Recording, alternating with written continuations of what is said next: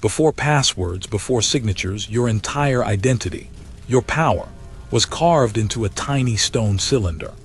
It was the only proof of who you were. But what happens when that proof is stolen, and the forgery created in its place could condemn the innocent and plunge a city into chaos? You're about to find out. Let your worries fade. We have a thief to catch. Your name is Enmer, and in this moment you are more than a craftsman, more than a husband or a father. You are a conduit, a bridge between the will of the gods and the world of mortals. Before you, on a supple square of gazelle leather, lies the source of the quiet thunder in your chest. It is a block of lapis lazuli. It is no larger than your clenched fist, yet its value is a staggering weight in your mind. It is worth more than this house, with its courtyard and its small oven. It is worth more than every bronze burin, every flint drill, every polishing stone you have spent a lifetime acquiring.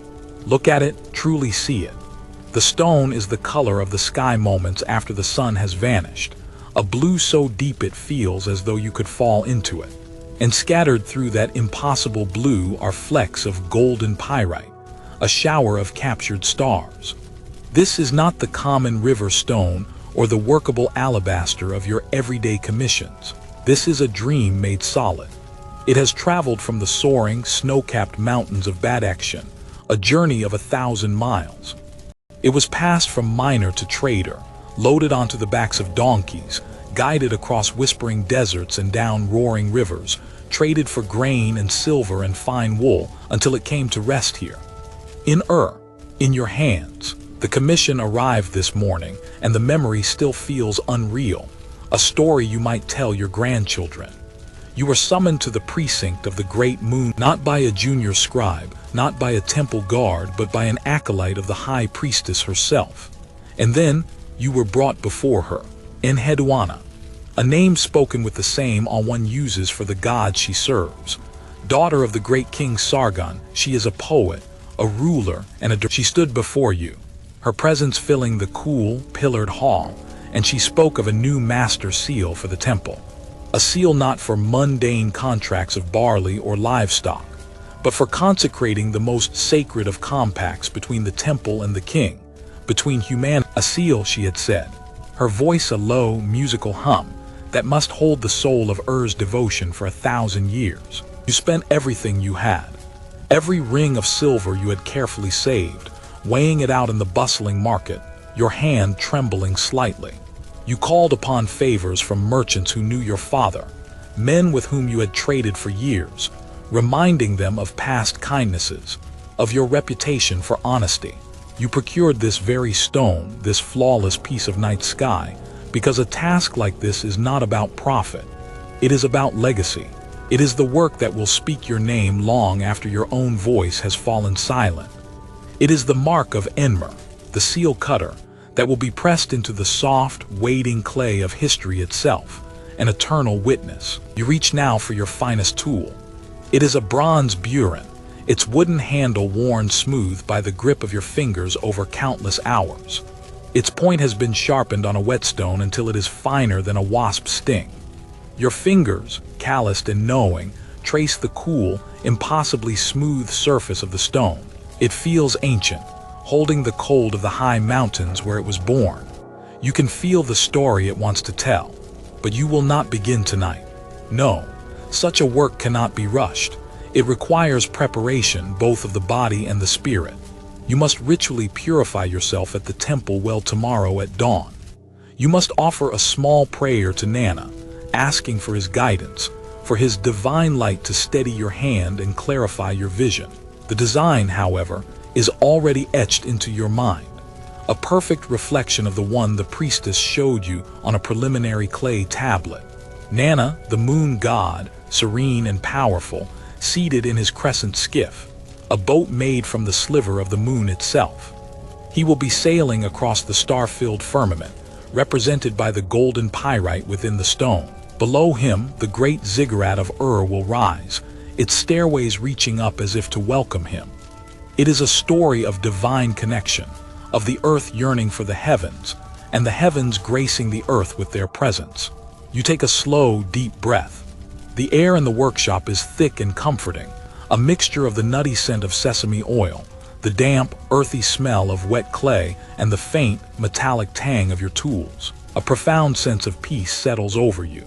A sense of purpose so clear and bright it feels like a star has ignited within your own chest. It is time to secure the stone. You have a small chest, built of sturdy acacia wood and reinforced with bands of beaten copper. It is not a treasure vault fit for a king, but it is strong. It's like a clever mechanism of your own design. You carefully, reverently, wrap the lapis in its soft leather cloth, muffling its cosmic glow. You place it inside the chest. The soft thud as it settles feels significant. You slide the heavy wooden bolt across, and it clicks into place with a solid, reassuring sound. It is a small precaution. Ur is a safe city, its massive walls a testament to its strength, its gods ever watchful. But a stone like this doesn't just have value. It has a voice. It sings a siren song to men whose hearts are hollow with desperation or greed. You stand, stretching your back. It aches with the familiar complaint of a day spent hunched over your carving bench. Your world narrowed to the tiny details visible under a lens of polished rock crystal. The work is done for today. The preparation is complete. Now you must rest. You push aside the heavy reed mat that serves as a door to your workshop and step out into the small, private courtyard of your home. The night is truly alive here. The moon, the very sigil of your patron god, is a brilliant, sharp crescent hanging in the ink-black sky, so clear you feel you could reach up and touch its razor edge. The air is cooler out here, carrying the distant scent of the river. Your wife, Ningle, is in the corner of the courtyard, grinding barley for the morning's porridge. The sound is the rhythm of your life, the steady, comforting scrape-pen thump of the handheld stone against the larger saddle quern. It is a sound of provision, of care, of continuity. Your son, Shulgi, a boy of 5 summers, is already asleep on a reed mat near the wall. His small chest rises and falls in the soft moonlight, his face peaceful and untroubled. This is the true reason for your work. This quiet moment, this safety, this small, perfect world you have built with your own 2 hands. Ningle looks up from her work as you approach. Her arms are strong, dusted with fine white flour. She smiles, and in her eyes, you see a complete understanding of the day you have had. You have not yet told her the full details of the commission, but she sees the honor and the burden of it etched on your face. She does not need words. She simply nods toward a small clay cup resting on a low stool. Your nightly ritual, your small portion of beer. You pick it up. The baked clay is cool and slightly rough against your palms. You take a sip. The beer is thick, sweet, and nourishing, not a drink for revelry but a food in itself. It soothes the weariness in your limbs. You sit on a mat beside her, and the 2 of you share a silence that is more eloquent than any conversation. You listen to the city settling down for the night, the distant bark of a dog, the faint laughter from a neighbor's rooftop, the chirping of crickets in the dark. All is well. Sleep finds you easily tonight, on your own mat laid out on the cool, packed earth of your sleeping room, beside the 2 people who are your entire world. It is a deep and dreamless sleep, the profound rest of a man whose purpose is clear, whose hands know their task, whose future feels as bright and solid as the stone locked away in his workshop. You are so deep in that peaceful blackness that you do not hear it. You do not hear the soft, tentative scrape of a bronze lever against the wooden frame of your workshop door. You do not hear the muffled, splintering crack as the wood gives way. You do not hear the whisper-quiet footsteps, light as a cat's, on the packed earth floor. You sleep untroubled. Morning comes, as it always does in Mesopotamia, not with a gentle dawn, but with a sudden, palpable wave of dry heat. The first light of the sun strikes the top of the great ziggurat, painting the sky in shades of pale gray and rose. You wake feeling refreshed, restored. A quiet excitement hums within you. Today you begin. You perform your morning ablutions, pouring a small amount of precious water from a clay ewer into a basin, splashing it on your face, feeling the cool shock chase away the last vestiges of sleep. You sit with Ningle and eat your barley porridge. Its simple, earthy taste a reminder of sustenance, the fuel for a master's work. Shulgi is already awake, chasing a lizard near the wall. After the meal, you give your wife a brief, affectionate touch on the shoulder, and walk the few steps across the courtyard to your... The door is slightly ajar. A chill, colder and more invasive than any desert night, floods your body. It is a primal, sickening feeling, the feeling of violation, of a sacred space being defiled. Your heart, which was beating with calm anticipation, now hammers against your ribs. You push the door. It swings inward silently, hanging crookedly on a broken wooden peg. The room is a chaos of shadows and disarray. Your ordered world is shattered. Tools are scattered across the floor as if thrown in a fit of rage. Shards of a broken pottery jar crunch under your sandals. And the chest, the small, strong wooden chest, is splintered and broken. The lid, torn from its copper bands, lies askew on the floor. It is open, and it is empty. No, the word is a strangled breath, a silent scream in your mind. No, no, no, no. The air seems to thicken, making it hard to breathe. You stumble forward, your legs suddenly weak. Your hands fall into the empty chest, desperately scrabbling against the rough, splintered wood, as if the stone might have hidden itself, as if your touch could magically make it reappear. But there is nothing, only emptiness, only the ghost of its weight. Your legacy, your family's entire savings, the High Priestess's sacred commission, gone, vanished into the thin, hot morning air. Your mind becomes a whirlwind of panic and disbelief. Who could have done this? Who would have known? Why? Your eyes dart around the wrecked room, searching for anything, any sign, any clue. You are a man who sees the world in minute details, in the tiny lines and textures of stone. And so you see it, half hidden under your carving bench, lying in the dust and the debris. It is not your... It is a tool.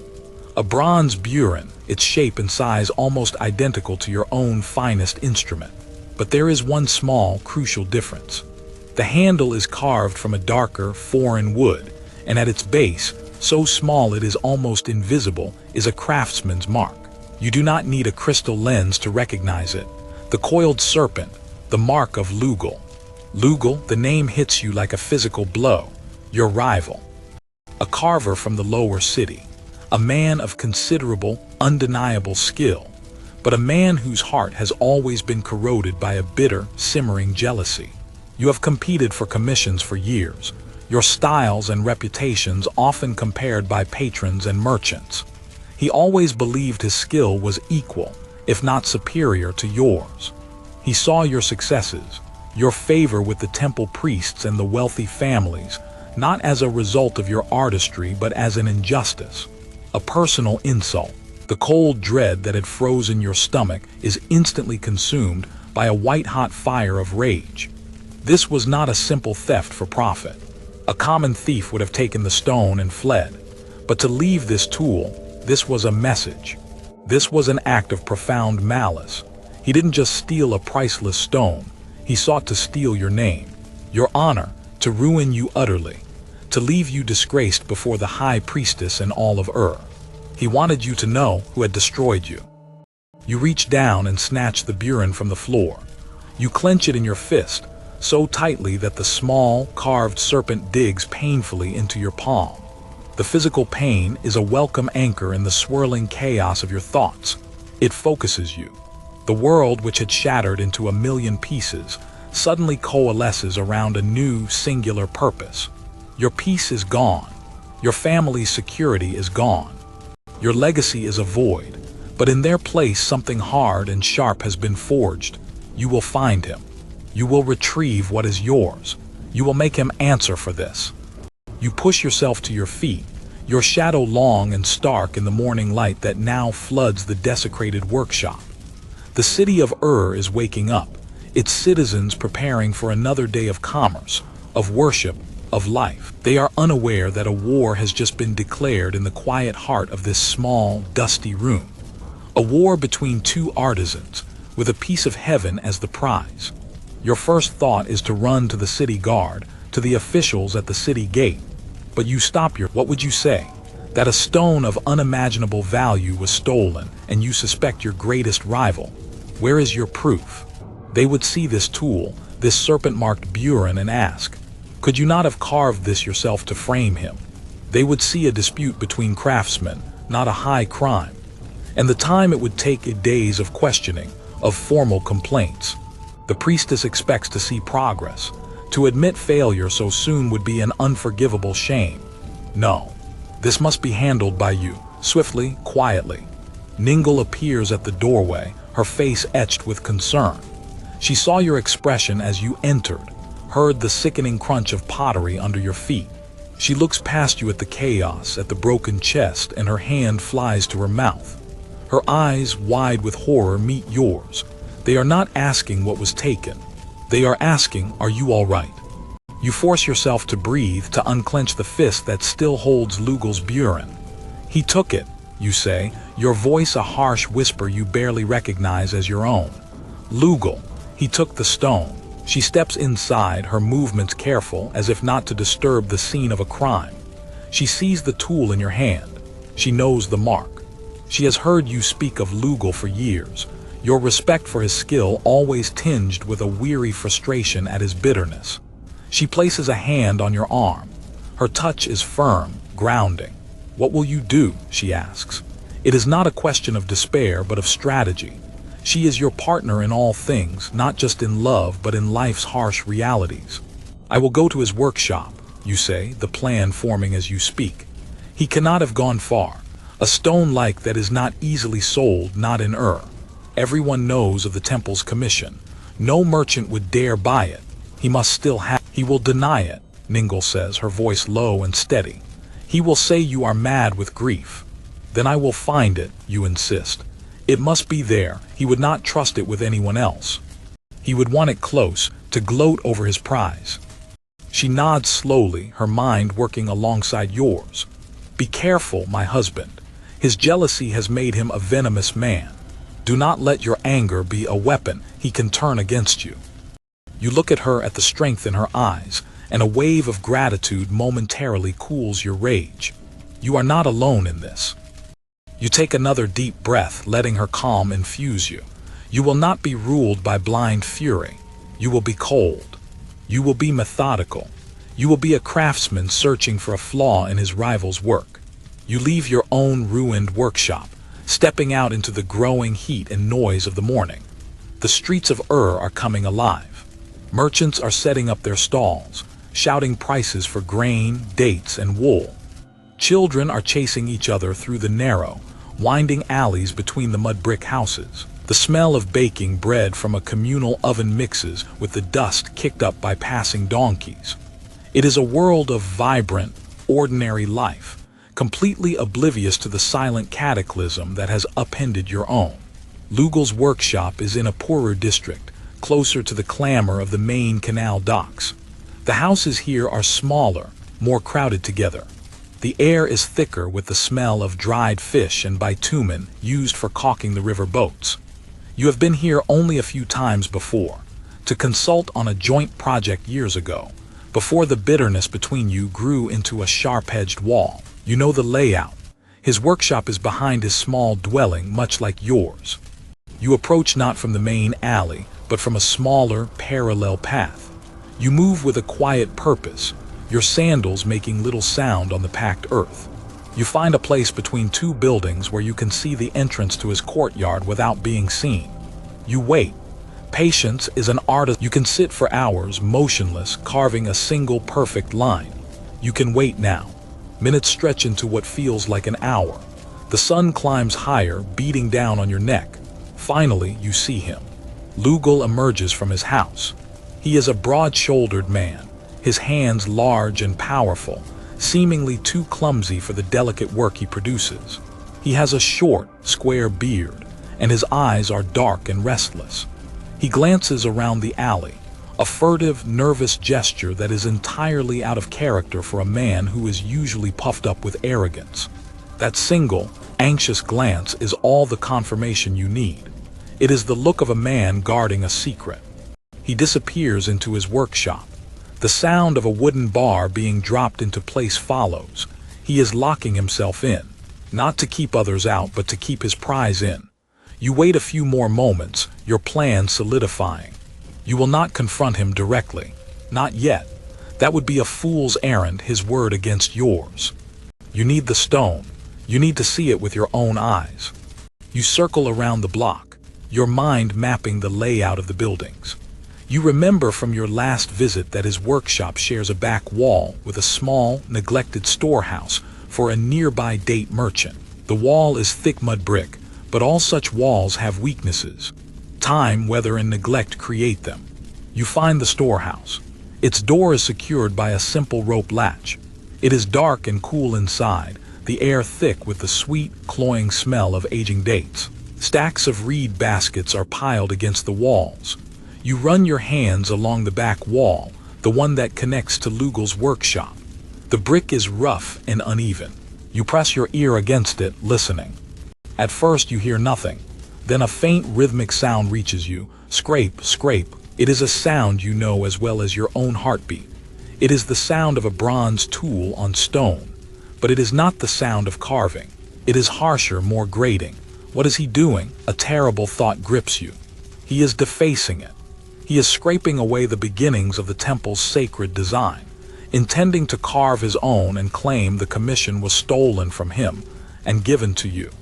Or worse, he is simply destroying it, ensuring that if he cannot have the glory, then neither can you. The thought sends another jolt of fury through you, but you push it down, converting it into cold, sharp focus. You look around the storeroom. In a corner, you find a heavy, discarded bronze spade, its edge dull, used for turning piles of dates. It will have to do. You return to the wall, finding a spot near the base where the mortar seems to be crumbling. You begin to work, not with force, but with precision. You use the edge of the spade to chip away at the crumbling mortar, the sound masked by the noise of the city outside.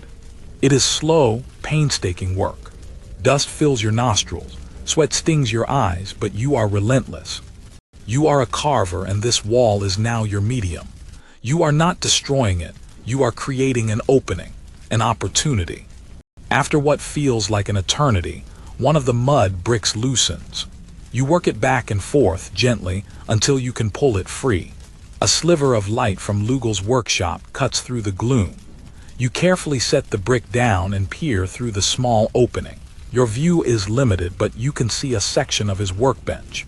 You see his hands, those large, powerful hands, moving with a surprising delicacy. And you see the stone. It is there. The deep, celestial blue of the lapis, glowing in a beam of light from his own. He is not carving it.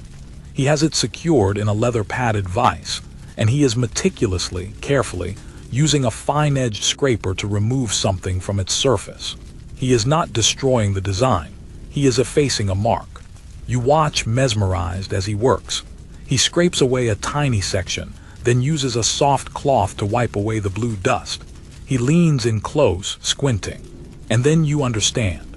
This is not the flawless stone you purchased. There is a small, dark inclusion near the base, a natural flaw you had planned to incorporate into the earth beneath the ziggurat. But there is something else. Near that flaw, there is a mark that was not there before. A tiny, almost invisible symbol has been etched into the stone itself. It is not a craftsman's mark. It is a symbol of ownership, a merchant's sigil. The blood in your veins turns to ice. This is not Lugal's serpent. It is the mark of Maru, a notorious smuggler and trader in illicit goods who operates from the marshland south of the city, a man known for his ruthlessness. Lugal did not steal the stone from you. He bought a stolen, and not just any stolen stone. He has purchased a forgery, a clever replica. Your lapis, the perfect, flawless piece of night sky. This is something else entirely, something far more dangerous. Lugal is not your true enemy. He is a pawn, a vain, jealous fool who has been tricked. He is trying to remove the smuggler's mark so he can pass the stone off as a new acquisition. He thinks he has outsmarted you, but he himself has been deceived. The theft was not an act of simple rivalry. It was something organized, something professional. And they left Lugal's tool in your workshop not just to frame him, but to send you on a wild goose chase, to waste your time and energy on a petty feud while the real thieves and the real stone vanished forever. You lean back from the wall, your mind reeling with this new, terrifying reality. Your problem is so much larger than you. It is not about confronting a jealous rival in the next alley. It is about a conspiracy that began before the stone was ever taken from your workshop. How do you find a ghost?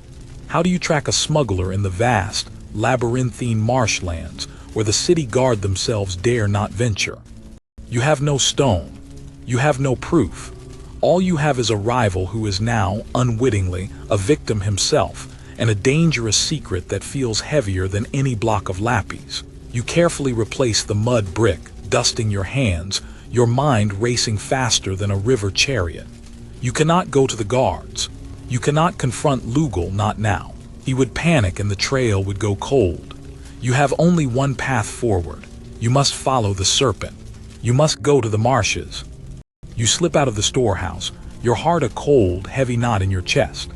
The bustling, sunlit streets of suddenly feel different, shadowed with unseen threats. You make your way back toward your own home, not to rest, but to prepare. You will need money, what little you have left. You will need provisions, and you will need a plausible reason to be traveling south. When you enter your courtyard, Ningle looks at you, her eyes full of questions. You shake your head slowly. "It is not there," you say, your voice flat. "The stone he has is a fake. He was tricked." You explain what you saw, the smuggler's mark, the desperation in Lugal's scraping. You see the fear in her eyes, but also the same resolve that you feel. "The marshes," she whispers. "Enmer, that is a dangerous place. It is lawless." "It is the only place the serpent leads," you reply. "I will tell people I am going to the southern towns, to Eridu, to seek a new stone from the sea merchants. It is a believable story. It will give me time." "You are not a trader or a soldier," she says, her hand finding yours, her grip tight. "You are a carver, and a carver sees the truth in the stone," you say, meeting her gaze. "I will find the truth in this. I must." That afternoon, you make your preparations. You pack a small bag with dried fish, a hunk of hard bread, and a water skin. You secure your remaining silver in a leather pouch tied beneath your tunic. You tell your curious neighbors that you are traveling for a few days, a sad but necessary journey to replace a flawed stone sent by a careless merchant. They offer their sympathies, their faces a mixture of pity and respect for your dedication. They do not see the lie in your eyes. As evening approaches, you stand with Ningle and Shulgi in the courtyard. Your son does not understand the gravity of the situation. He only knows his father is leaving. He hugs your leg tightly. You lift him into your arms, breathing in the simple, innocent scent of him. You hold him for a long moment, a fierce, protective love surging through you. This is what is at stake, not just your honor, but their future. You look at Ningle over his small head. "I will be careful," you promise. "Come back," she says simply. And in those two words, she conveys a world of love and fear. You set out as the sun begins to set, casting long, orange shadows across the city. You head not for the main gate, but for the river harbor. There, you find a wide-bottomed cargo barge preparing to leave with the morning tide, heading south toward the delta. It is carrying grain and pottery to the towns of the marshlands. You negotiate your passage with the gruff, sun-weathered captain, paying him a few small pieces of silver. He grunts, pointing to a space on the deck where you can stow your meager belongings. You find a place near the stern, leaning against a stack of grain sacks. The deck is already crowded with other travelers. Merchants, a priest returning to a small local shrine, a family moving to a new village. The air smells of river water, pitch, and livestock. This is a world away from your quiet, ordered workshop. As the barge polemen push away from the dock, the familiar sights of the towering ziggurat, the massive walls, the smoke rising from 1,000 cooking fires, begin to shrink behind you. You watch until your home is just another shape in the sprawling silhouette of the city against the twilight sky. You are now adrift, heading into the unknown.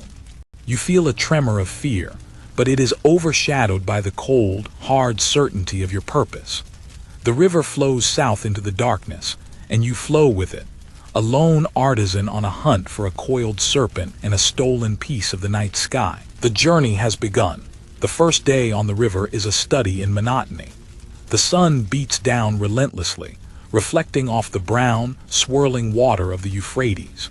The landscape is flat, an endless expanse of green reeds and muddy banks, broken only by the occasional cluster of palm trees or a small, isolated fishing village. The barge moves slowly, propelled by the current and the rhythmic pushing of the polemen. There chants a low, repetitive song that becomes the new rhythm of your life. You spend the hours observing your fellow passengers. You are a quiet man by nature, a listener and a watcher. It is a skill essential to your craft to see the subtle details that others miss. You notice a merchant, a man older than you with a neatly trimmed gray beard and fine, though dusty, woolen robes. He seems out of place amongst the rougher travelers. His name, you learn from listening to his brief exchanges, is Sinleki. He keeps to himself, his eyes constantly scanning the riverbanks as if watching for something. You try to glean information, to learn more about the marshlands you are entering. You speak to one of the barge guards, a young man with a spear and a confident swagger. "What is there to know of the marshes?" you ask, feigning the ignorance of a simple city craftsman. The guard spits into the river. "Know to stay on the main channels," he says. "The small waterways, they are a maze, and they belong to the marsh people. They don't take kindly to outsiders. And then there are the pirates. They strike fast, take what they can, and vanish back into the reeds like ghosts." The word pirates hangs in the air. The guard says it with a certain bravado, but you see a flicker of genuine concern in his eyes. The captain has hired 4 such guards for this journey, a clear sign that the danger is real. That night the barge ties up at a small, fortified trading post.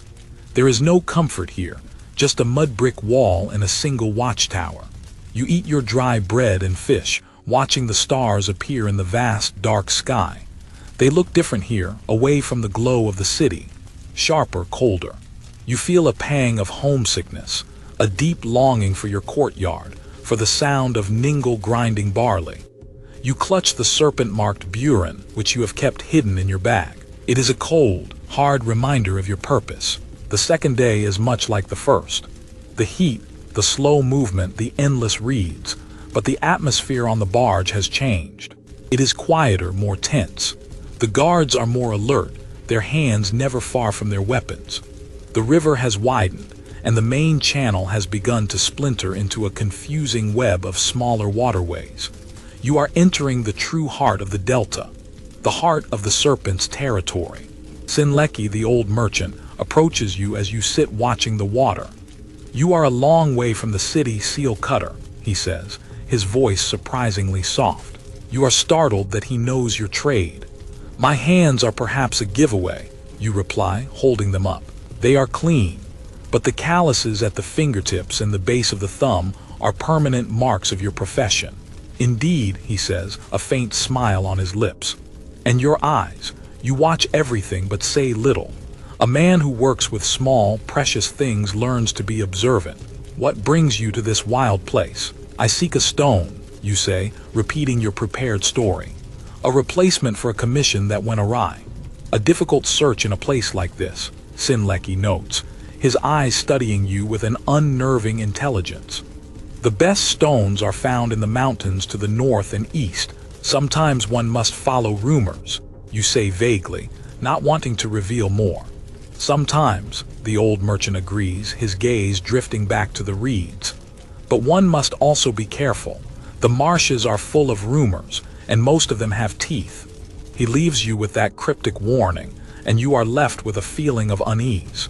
He sees more than he lets on. The attack comes in the late afternoon, when the sun is a blinding glare on the water and the heat has made everyone drowsy and slow. The barge is navigating a narrower channel, the reeds pressing in close on both sides, creating a thick, rustling wall of green. You hear a strange bird call from the right bank, answered by another on the left. The world explodes into chaos. A guttural scream erupts from the reeds. A heavy clay pot filled with rocks shatters on the deck, then another, meant to cause confusion and panic. Rough-looking men, their skin tanned dark as old leather by the sun, their hair long and wild, swarm over the sides of the barge. Marsh pirates. They move with a terrifying, fluid speed, brandishing short, copper-tipped spears and crude, heavy axes. The barge captain shouts orders, but his voice is drowned in the din of splintering wood and panic cries. Your heart hammers against your ribs. The city dweller in you, the man of quiet workshops and peaceful courtyards, is screaming to find a place to hide. You are not a warrior. You are a carver. Your hands are made for creation, for delicate, precise work, not for violence. But there is no place to run. You see one of the pirates, a man with a brutal, scarred face, lunge towards Sinleki. The old merchant has frozen, his face a mask of terror. The pirate's axe is raised, its copper edge glinting in the sun, ready to fall. In that split second, instinct takes over. You are not a warrior, but you are a father. You are a husband. You are a man with something to protect, something to fight for. Without thinking, you grab a heavy wooden pole used for fending the barge off sandbars. It is heavy and awkward in your hands. You shove it forward with all your strength, ramming the end of it squarely into the pirate's chest. The impact is jarring. The pirate stumbles backward with a loud grunt of surprise and pain, his axe flying from his grasp.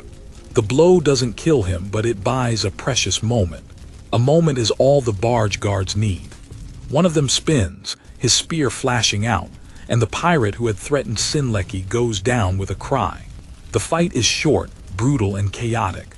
The guards are outnumbered, but they are disciplined. They form a small, tight circle, their spears creating a wall of sharp points. The pirates, accustomed to surprising unarmed merchants, realize they have met more resistance than they bargained for. Seeing two of their own fall, their leader shouts a sharp command. As quickly as they appeared, they retreat, melting back into the impenetrable wall of reeds. They are gone. The silence they leave behind is deafening, broken only by the groans of a wounded poleman and the gentle, indifferent lapping of the river against the barge. Your hands are shaking violently, your body flooded with a strange, buzzing energy. Adrenaline. You look down at the heavy pole still clutched in your white-knuckled grip. You survived. Sinleki places a trembling hand on your shoulder. You turn to look at him. The mask of terror is gone, replaced by a look of profound gratitude and something else, respect. You saved my life, he whispers, his voice raspy with shock. I acted without thought, you admit, your own voice unsteady. The best actions often are, he says. He looks at you now, not as a fellow passenger, a simple artisan, but with a new, sharp intensity. His eyes, you realize, are not the eyes of a simple wool merchant. They are the eyes of a man who has seen and survived things far worse than this. You are no ordinary carver, Enmer of he says, his voice low and for your ears only. And I am no ordinary merchant. When we reach Eridu, you will need a friend who knows the city's shadows. You have earned one today. The serpent you seek has many heads. It is not wise to hunt it alone. You stare at him, your mind struggling to process his words. He knows. He knows why you are here. The serpent. He knows about the mark. The realization dawns on you that your journey has just become infinitely more complicated and infinitely more dangerous. But for the first time since you left you are not entirely alone. The rest of the journey to Eridu passes in a strange, charged silence. The other passengers give you a wide berth, their eyes holding a new mixture of fear and respect. The barge guards nod to you now, a silent acknowledgement of the bond forged in shared danger. But your attention is focused on Sinleki. The two of you do not speak of what he revealed. There are too many ears, too many curious eyes. Instead, a silent understanding flows between you. You watch the riverbanks together, your senses heightened, reading the flight of birds and the rustle of reeds not as a craftsman, but as a hunter. As the sun of the third day begins its descent, the character of the river changes once more. The endless, wild marshes begin to recede, replaced by irrigated fields of barley. You see more fishing boats, their nets cast wide, and then on the horizon you see it. It does not have the monumental, monolithic presence of Ur's great walls. It seems to rise more organically from the water itself, a sprawling city of canals and harbors, its highest temple tower dedicated not to the moon, but to Enki, the god of the sweet waters that flow beneath the earth, the god of wisdom and magic. The barge joins a growing flotilla of vessels, all making their way toward the main harbor. The air, which had smelled of mud and green, growing things, now fills with the sharper, saltier tang of the southern sea, mixed with the smells of 1,000 people living in close quarters. Wood smoke, dried fish, spices you cannot name, and the unmistakable scent of comp. The low chant of the poleman is replaced by a cacophony of shouts from boat captains, merchants hawking their wares from the docks, and the babble of a dozen different dialects. It is overwhelming, a stark contrast to the sacred quiet of the temple district in Ur. This is a city that lives by the water, a gateway to the world beyond Mesopotamia.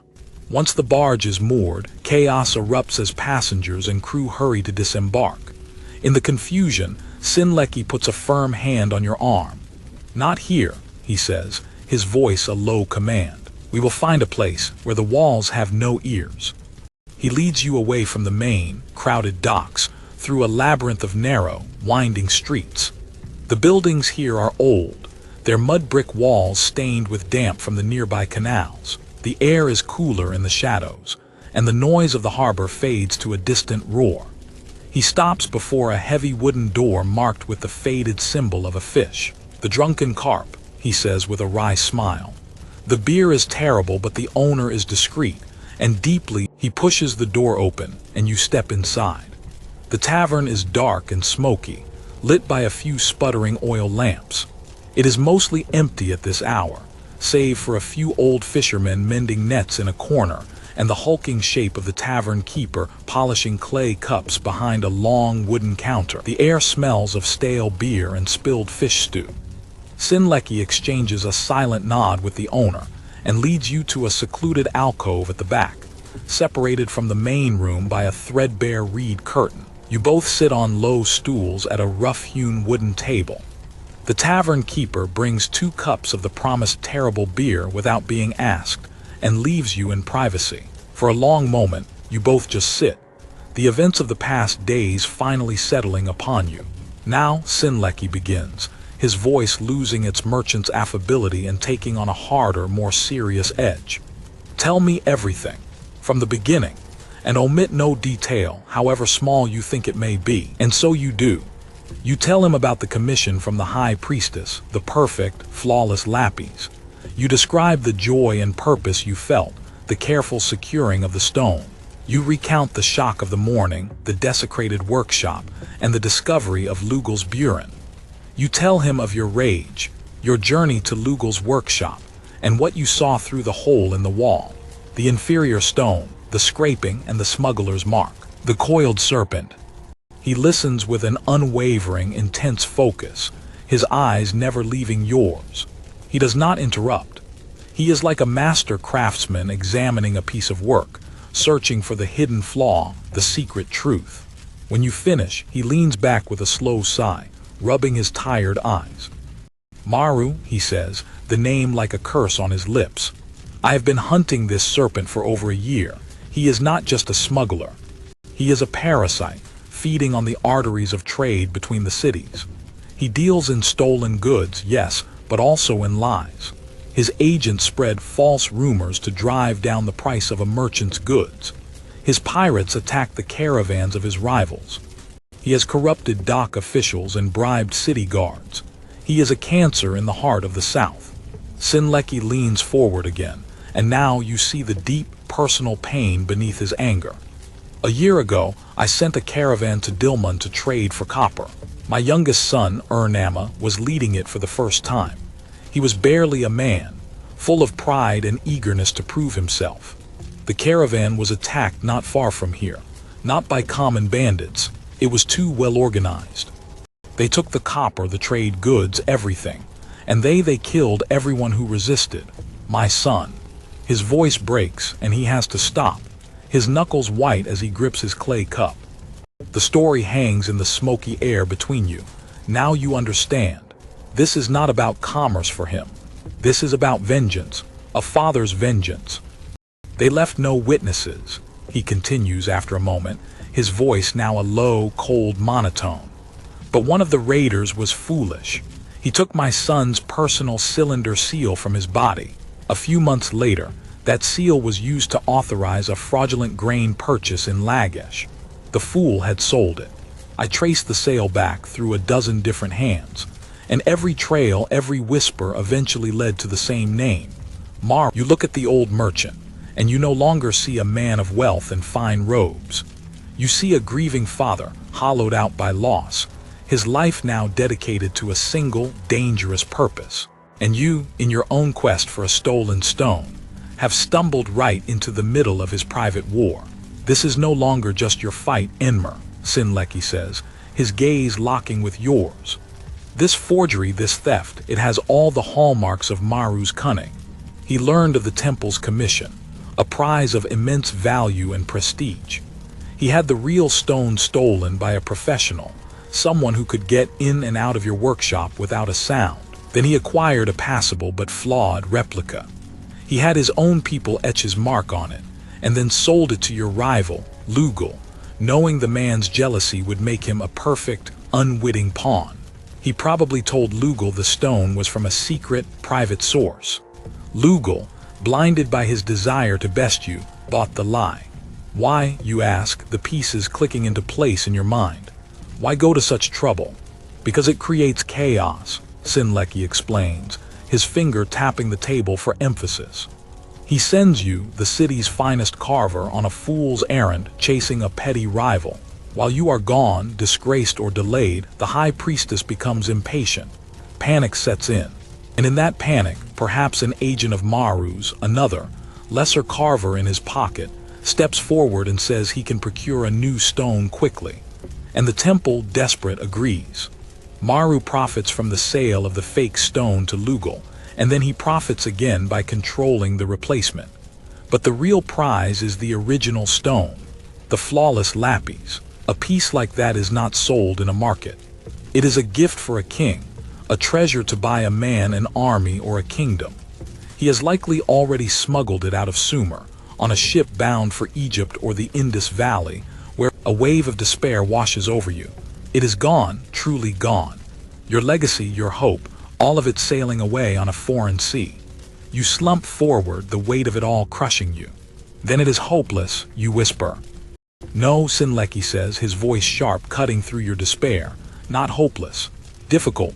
Maru is clever, but he is still a man. And all men have patterns. All men have needs. The stone may be gone for now, but the serpent is still in this city. And if we can cut off its head, we can stop the venom from spreading further. For my son. And for your honor, we will find him. His resolve is like a fire, and you feel its warmth pushing back the cold dread in your own heart. You are not alone. You have an ally with resources, with knowledge, and with a motivation as powerful and pure as your own. You nod, a new determination hardening your features. What is our first move? Information, Sinleki says. Maru is a ghost because he pays others to be his hands and his voice. We need to find one of those voices. Someone who listens to the whispers at the docks. I know such a man. His name is Gudia, a tallyman for the harbor master. He counts every sack of grain, every jug of oil, every ingot of copper that comes in and out of this city. He sees everything, and he has a weakness for games of chance. That evening, as the last light of the sun paints the sky in fiery colors, Sinleki leads you back to the docks. But this is not the bustling, chaotic place you arrived in. At night, the harbor is a different world, a place of deep shadows and hushed secrets. The only light comes from flickering torches mounted on poles, their flames casting dancing, distorted shapes across the wooden piers and the dark, oily water. The sounds are muted. The creak of mooring ropes, the gentle slap of water against the hulls of sleeping ships, the low murmur of sailors sharing a skin of wine. Sinleki guides you to a less used pier where stacks of unloaded goods wait for the morning. He finds a spot in the deep shadow behind a pile of copper ingots. He will pass this way on his route home, the old merchant whispers. He lives in fear, so we must not startle him. Let me speak first. You wait in a silence that is thick with tension. You can feel the damp chill coming off the water. Your ears strain to catch every sound. After what feels like an age, you hear the shuffle of sandals on the wooden planks. A stooped figure emerges from the gloom, carrying a small clay tablet and a stylus. He is thin and weaselly, with eyes that dart back and forth, constantly checking the shadows. This is Gudea. As he draws level with your hiding place, Sinleki steps out, moving with a speed that belies his age. Gudea, he says, his voice. The tallyman lets out a small yelp of terror, dropping his tablet with a clatter. Lord Sinleki, I have nothing, I swear it. The debts will be paid, I just need more time. I am not here about your debts, Sinleki says, holding up a hand to pacify him. I am here for information. I need to know about Maru. The man's fear instantly turns to sheer panic. He begins to tremble, shaking his head violently. No, I know nothing of that man. Nothing. To speak his name is to invite death. To refuse me is to invite a visit from the harbor master about certain discrepancies in the grain tallies, Sinleki counters, his voice like ice. A few missing sacks here and there. It adds up, Gudea. And the punishment for theft from the city stores is severe. The tallyman is trapped. His darting eyes land on you, a stranger lurking in the shadows, and his fear deepens. You feel a pang of pity for this small, terrified man, caught between two dangerous forces. What do you want to know? He finally whispers, his voice hoarse. Where can he be found? Sinleki presses. Not his main storehouse, a meeting place. A place he feels safe. Gudea hesitates, licking his dry lips. You realize this is the moment for you to act. Sinleki has the stick. You must offer the carrot. You step forward from the shadows, opening the pouch at your belt. You take out 2 small rings of silver, a significant portion of what you have left. They gleam in the torchlight. Your debt to Lord Sinleki will be cleared, you say, your voice steady. And this is for you, for a new start. Far from Eridu, far from Maru. The tallyman's eyes fix on the silver, a desperate hunger in them. The desire for escape is warring with his fear of retribution.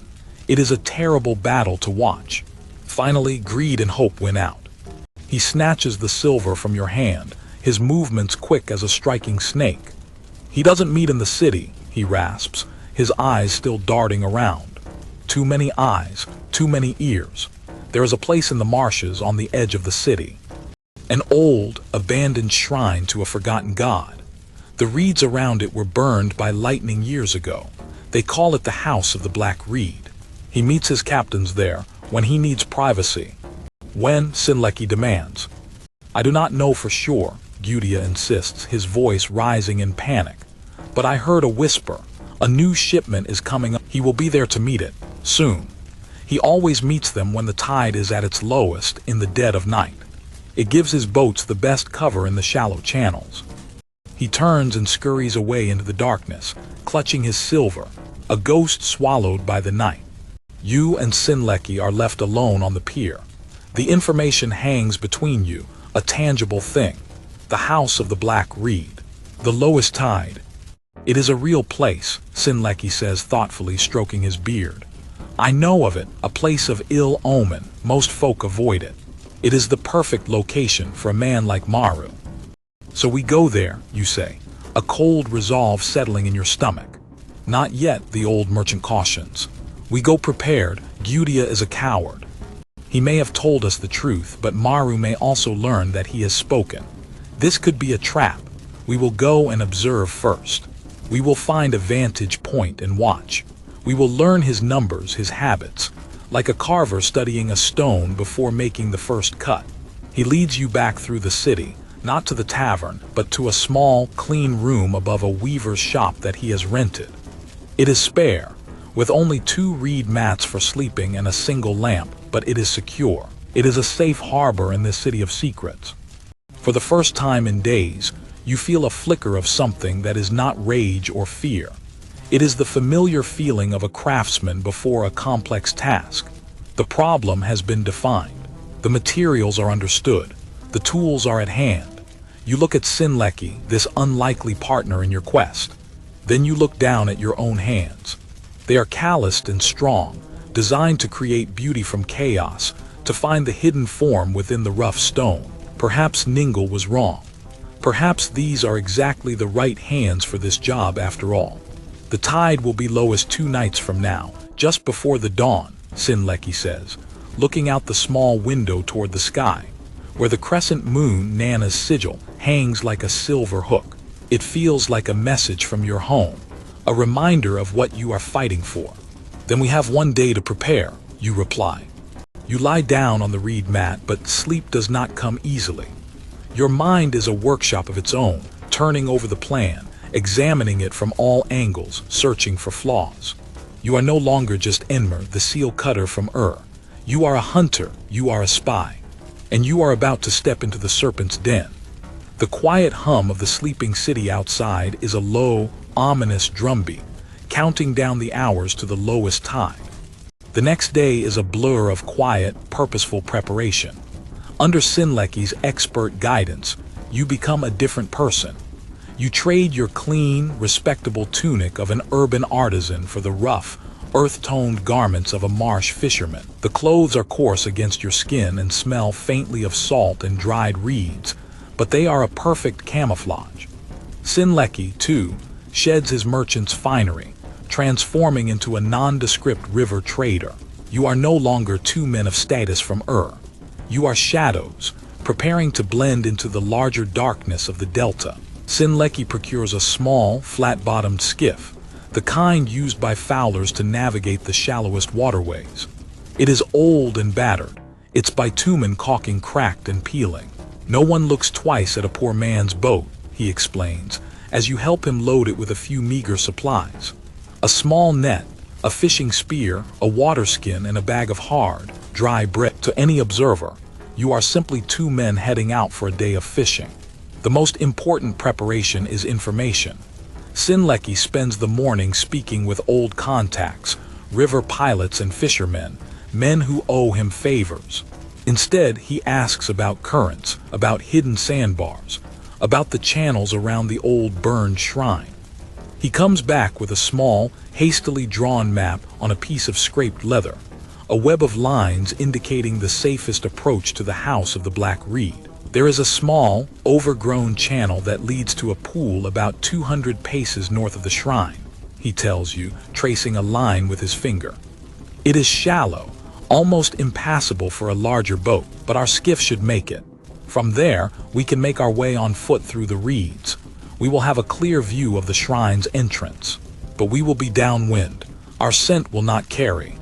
As dusk falls, you feel a knot of cold anticipation tighten in your stomach. This is the final moment of calm before the storm. You find yourself thinking of your workshop, of the clean, predictable. This world of deception and danger feels alien and wrong. You reach into your bag, and your fingers close around the smooth, cool handle of Lugel's burin. You draw it out, looking at the coiled serpent in the dim light. This small object started it all. It is a symbol of jealousy, of deceit, of a world you never wanted to be a part of. But it is also your compass. It is the one thing that points you forward. It is time, Sinleki says, his voice low. You push the small skiff out into a quiet canal as the last traces of color fade from the sky. The city of Eridu is behind you, its lights and noises a comforting hum that soon recedes into the vast, enveloping silence of the marsh. The only sounds are the gentle dip and pull of Sinleki's paddle and the soft lapping of water against the hull. The moon is a thin, pale sliver, offering little light. The stars, brilliant and countless, are your only guide. Navigating the channels at night is a disorienting, almost magical experience. The reeds on either side rise up like dark, whispering walls, their feathery tops brushing against the stardusted sky. The water is black and glassy, perfectly reflecting the heavens, so it feels as though you are paddling through a sea of stars. It is beautiful, but it is a treacherous beauty. One wrong turn could lead you into an impassable thicket or a dead-end pool from which you might never find your way back. Sinleki paddles with a quiet, practiced skill, his eyes fixed on the star patterns he is using to navigate. You sit in the bow, acting as the lookout, your eyes straining to pierce the darkness, watching for the subtle signs he has taught you to look for, the shape of a particular clump of reeds, the way the current ripples over a submerged sandbar. You are a team now, your senses and skills intertwined. After what feels like hours, he gives a soft grunt and steers the skiff sharply to the left, into an opening that is almost invisible, a mere shadow in the wall of reeds. This is the overgrown channel from the map. The reeds close in around you, their dry stalks scraping against the side of the boat. The water here is still and shallow, the air thick with the smell of decay and damp earth. You use a short pole now, pushing your way through the muck. It is slow, difficult work. More than once you get stuck and have to rock the skiff back and forth to free it. Finally, the channel opens up into a small, secluded pool. Ahead of you, across the pool and through a thin screen of reeds, you can see it. The House of the Black Reed. It is not a house at all, but the crumbling ruin of a small, square temple, built on a low mound of earth to keep it above the floodwaters. The lightning strike that gave it its name happened long ago. All around the ruin, the reeds are stunted and blackened, the ground a carpet of old ash, creating a stark, dead clearing in the otherwise vibrant marsh. The ruin itself is a skeleton of mud brick, its roof long gone, its walls jagged silhouettes against the night sky. It feels like a place of profound sorrow, a place the gods have abandoned. You pull the skiff deep into the reeds that line the pool, concealing it from view. You and Sinleki slip over the side into the knee-deep, lukewarm water. The mud at the bottom is soft and sucks at your sandals, trying to pull you down. You move with agonizing slowness, making as little noise as possible. You find a place on the edge of the burned clearing, a thick clump of living reeds that offers perfect cover. You crouch down, the cool water seeping into your clothes, and you wait. The silence of the marsh is not truly silent. It is a chorus of 1,000 tiny sounds. The chirping of insects, the deep croak of a bullfrog, the splash of a fish jumping somewhere in the darkness. But over this natural chorus, your ears are tuned for the sound of humanity. You wait and you wait. The moon sinks toward the horizon. The air grows colder. A fine mist begins to rise from the water, swirling in ghostly tendrils around the blackened reeds. Doubt begins to creep into your mind. Was Gudia lying? Was this a trap? Then you hear it. The unmistakable, rhythmic dip of multiple paddles in the water. It is coming from the main channel to the south of the shrine. You tense, your hand instinctively going to the hilt of a small bronze knife Sinleki gave you. Two long, narrow boats slide out of the darkness and glide toward the mound of the ruined temple. They are not fishing skiffs. They are sleek and fast. You can just make out the shapes of the men in them, at least a dozen, all armed with spears and axes. They move with a quiet, disciplined efficiency that speaks of long practice. These are Maru's men, his captains. They beach their boats and climb the low mound, disappearing inside the ruined walls. A few minutes later, a soft glow emanates from the ruin. They have lit a small, shielded lamp. You can hear the low murmur of their voices, but you cannot make out the words. More time passes. The tide has reached its lowest point. The water level in your hiding place has dropped by a hand's breadth. And then a third boat appears. This one is different. It is smaller, faster, and it comes from the direction of the sea. It is paddled by two men, but there is a third figure seated in the stern, a passenger. Even in the dim light, you can see that this figure is taller, broader than the others. He carries himself with an air of absolute authority. The boat lands. The two paddlers remain with it, their spears at the ready. The passenger climbs the mound and enters the shrine. The murmuring inside stops, then resumes, now centered around a single dominant voice. You cannot see him, but you know with a certainty that makes your skin crawl that this is Maru. You and Sinleki remain perfectly still, watching, listening. You are too far away to hear the details of their conversation, but the tone is clear. This is a business meeting. Reports are being given. Orders are being issued. This is the serpent in his den, meeting with the fangs that do his bidding. You feel a surge of rage, a primal urge to leap up, to rush the shrine, to confront this man who has shattered your life. But Sinleki's hand on your arm, a firm, restraining pressure, holds you in place. His message is clear: not yet, we are here to learn. The meeting does not last long, perhaps half an hour. Then the figures begin to emerge from the shrine. The lamp is extinguished. Maru comes out first, flanked by two of his captains. They walk down to his boat. For a fleeting moment, he turns and the starlight catches his face. He is younger than you expected, with a thick, square-cut beard and a cruel, arrogant set to his mouth. His eyes seem to sweep the darkness, and you feel as if they are boring right into your hiding place. You hold your breath, your heart pounding, but his gaze passes over you, and he gets into his boat. It pushes off and vanishes back toward the sea. The other two boats leave shortly after, heading back in the direction of Eridu. Silence returns to the house of the Black Reed. The ruin is once again an empty, sorrowful shell under the stars. You and Sinleki wait for a long, agonizing time, making sure no one has been left behind as a guard. When you are certain you are alone, you slowly, stiffly, rise from your hiding place. Your limbs are numb with cold and tension.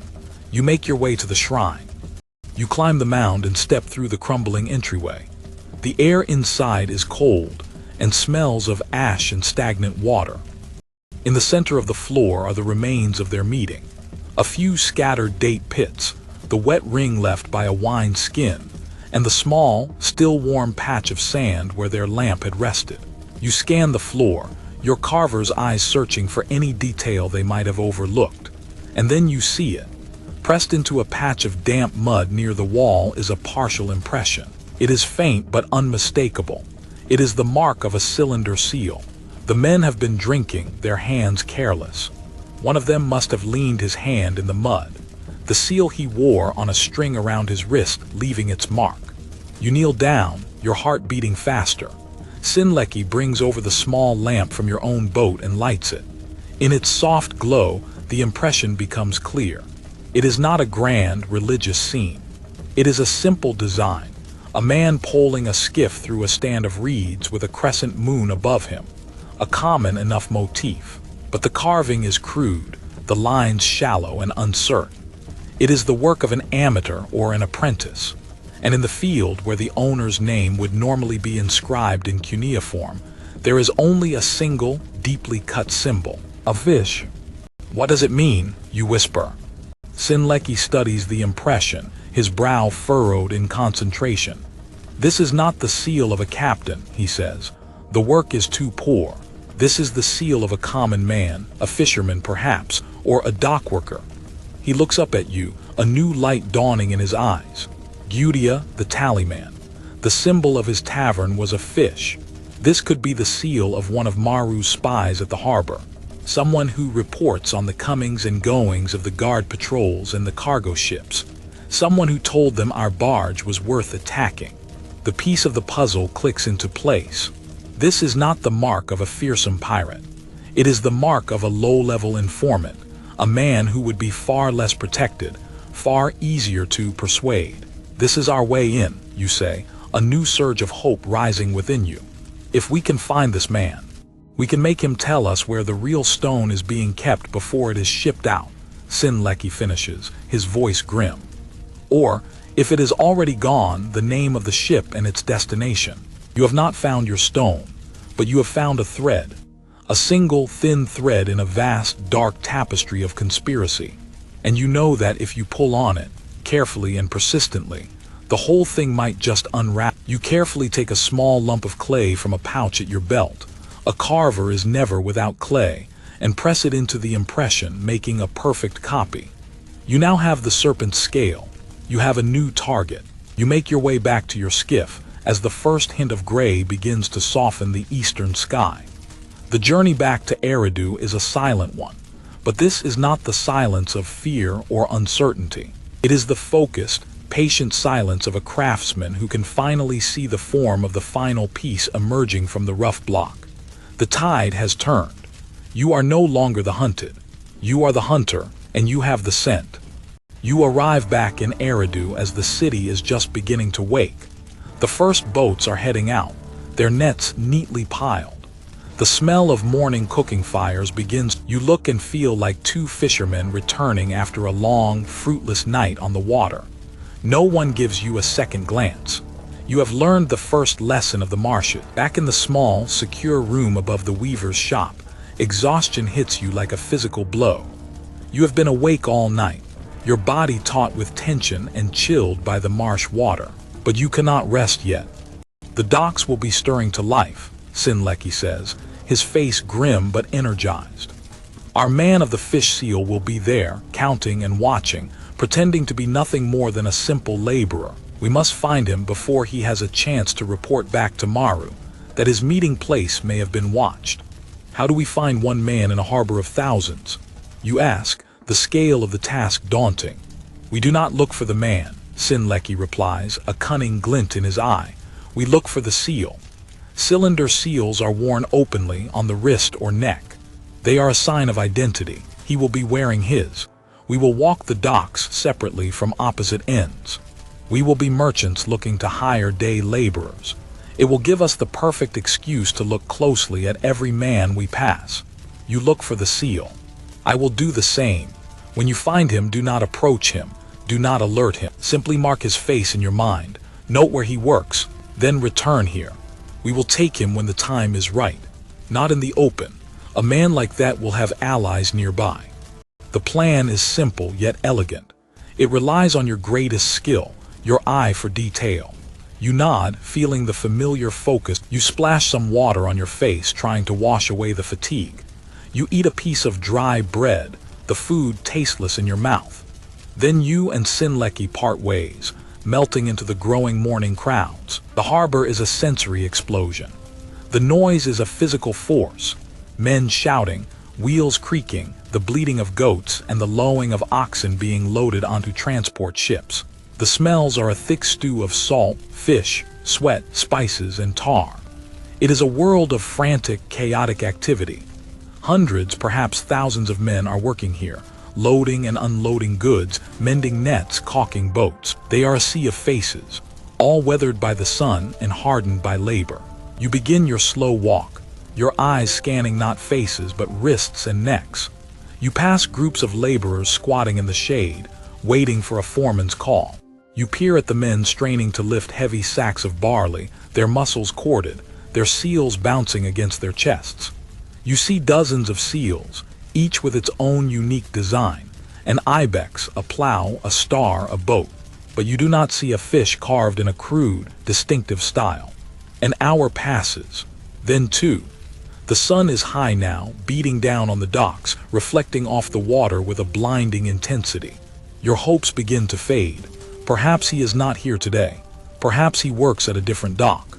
You are near the fish market, a place of overwhelming smells and noise, where fishermen are auctioning off their night's catch. You are about to turn back when you see him. He is not a laborer. He is a water seller, moving through the crowds with a heavy clay jar on his shoulder, a small cup in his hand. He is calling out his price in a reedy voice.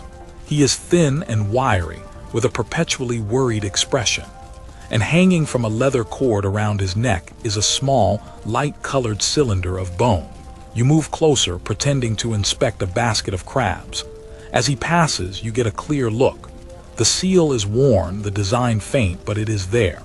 The man in the skiff, the crescent moon, and the crudely carved fish. Your heart gives a single, hard thump. You have him.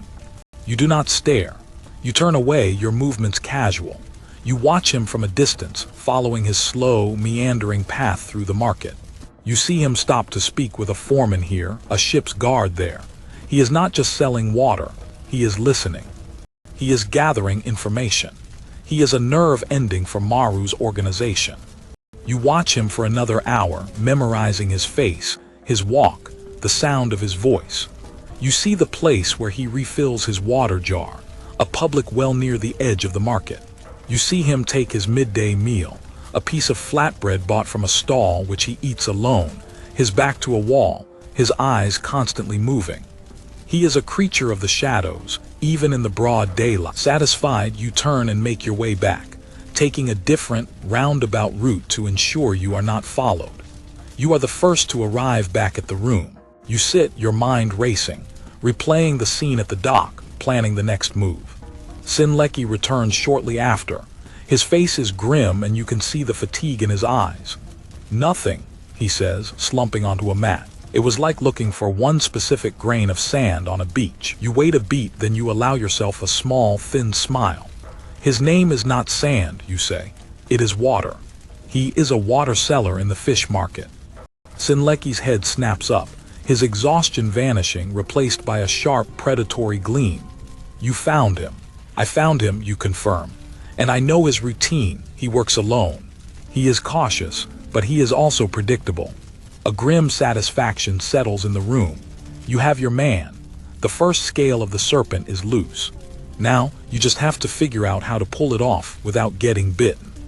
"Tonight," Sinlecki says, his voice a low growl.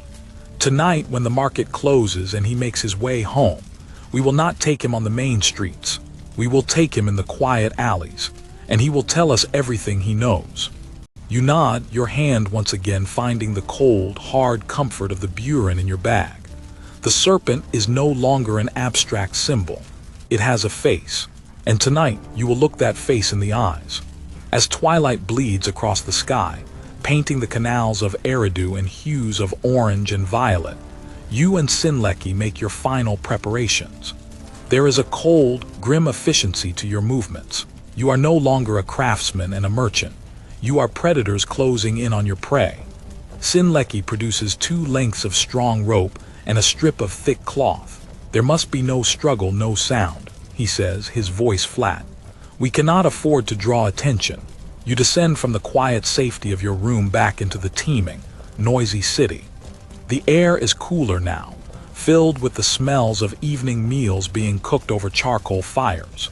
The mood of the city is shifting from the frantic energy of commerce to the more relaxed hum of evening life. You make your way back toward the fish market, not through the main thoroughfares, but through a maze of back alleys you had mapped in your mind earlier. You find the spot you selected.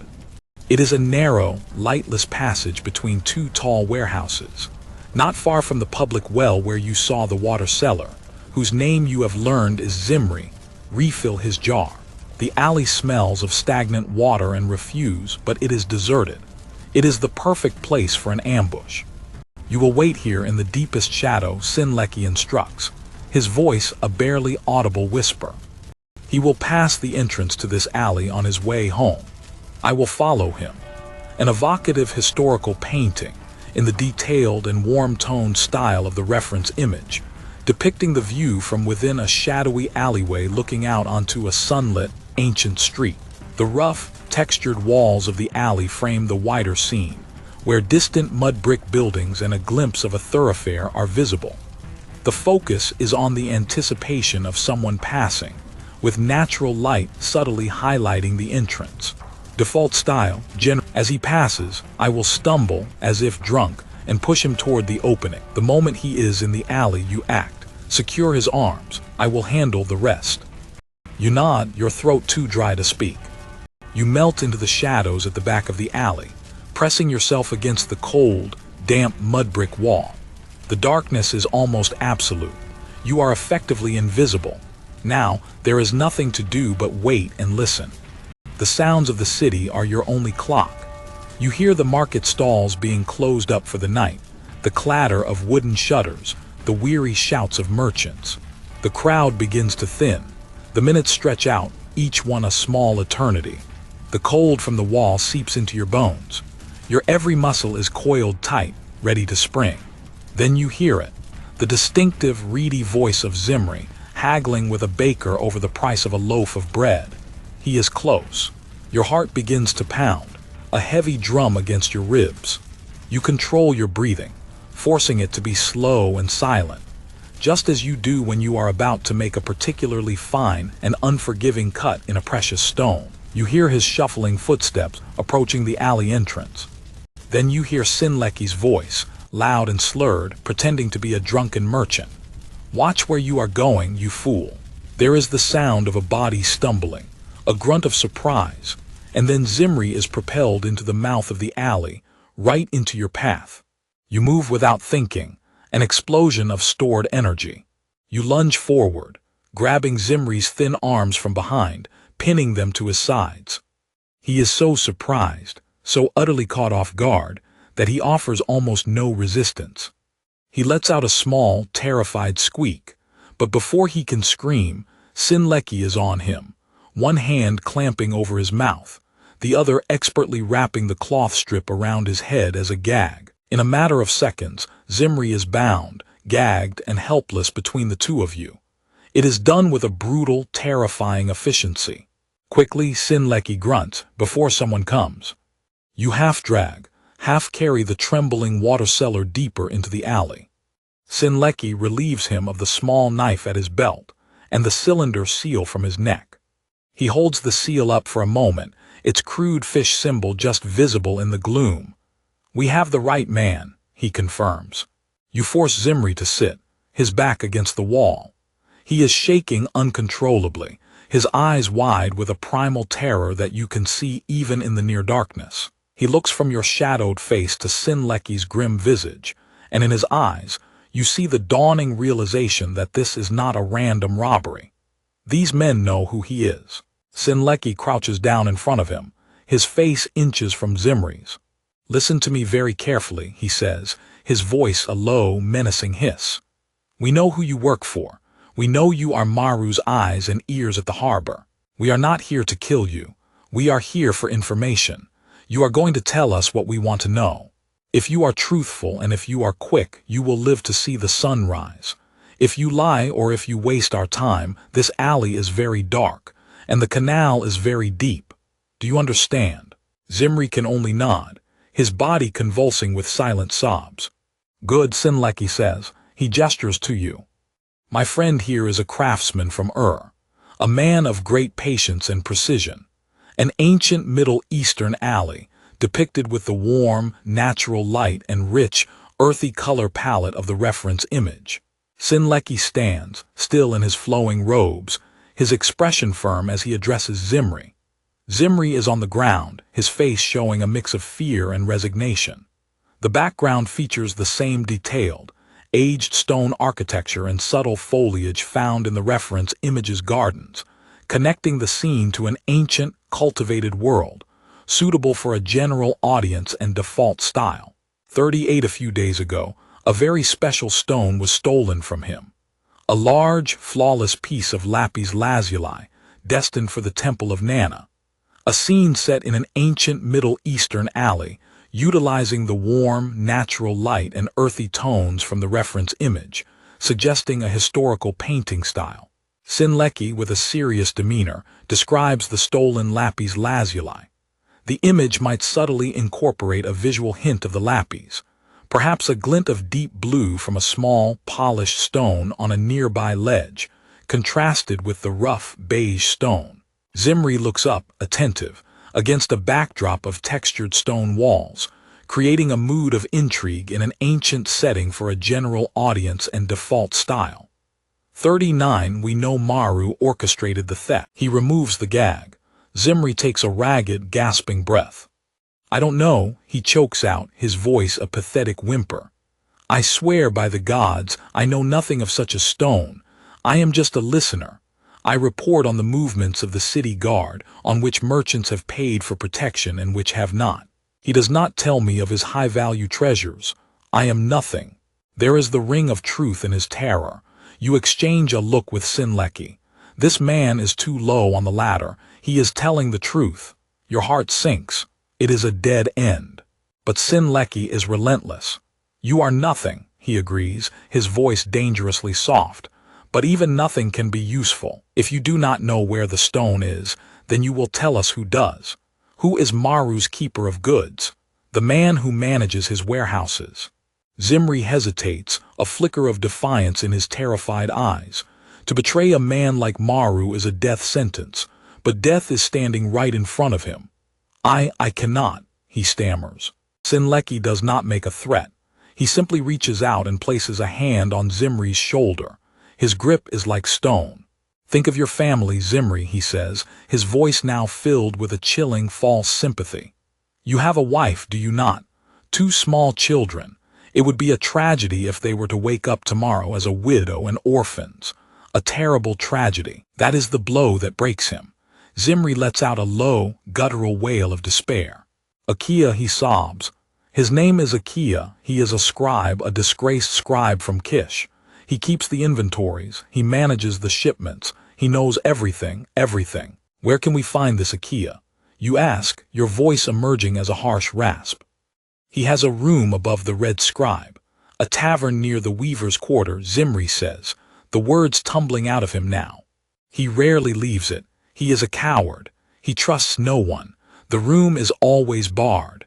Maru's personal guards are the only ones who can see him. Maru's personal guards. The knot in your stomach tightens. This is not a simple water cellar. This will be a fortress. How many guards? Sinleki demands. 2, Zimri answers. Always 2. They stand outside his door day and you and Sinleki look at each other over Zimri's shaking head. 2 professional guards. This changes the entire equation. You cannot simply surprise them in an alley. This will require a different kind of artistry. One last question, Sinleki says, his voice turning to ice again. You were at the house of the Black Reed last night. It is a guess, a bluff. Zimri's eyes go wide. No, I was not, I was. Do not lie to me. Sinleki snarls, his grip tightening. I wasn't there, Zimri cries. But I heard the report this morning. One of the captains, a man named Ibi, he lost his seal there. He was drunk. Maru was furious. A lost seal is a loose thread. Maru wants that thread found and burned before anyone can. So Gudia the tallyman had not been the only one Maru was worried about. Your discovery had been anticipated. If you had gone back to the shrine, you would have walked into a trap. A cold sweat breaks out on your skin. You were closer to death than you knew. You have been helpful, Zimri, Sinleki says, his tone shifting again, becoming almost pleasant. He reties the gag, then gestures to you. You bind the water cellar's hands and feet with the remaining rope. He is now complete. What do we do with him? You whisper, looking at the pathetic, trembling figure. We leave him, Sinleki says. He is no use to us now. And if he disappears, Maru will know his network has been breached. He will move his assets, including your stone. But if Zimri is found here in the morning, robbed and beaten, he will tell a story of common thugs. He will be too terrified to admit the truth. It buys us time. It is a cold, calculated cruelty, but you understand the logic. You help Sinleki prop Zimri up in a sitting position, making him look like a drunkard who has passed out in the alley. Then you turn and walk away, leaving him to his terror and the cold. You do not look back.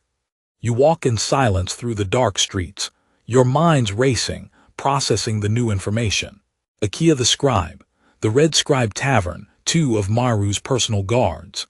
This is a problem we cannot solve with force, you say finally, as you climb the stairs to your room. We are not warriors.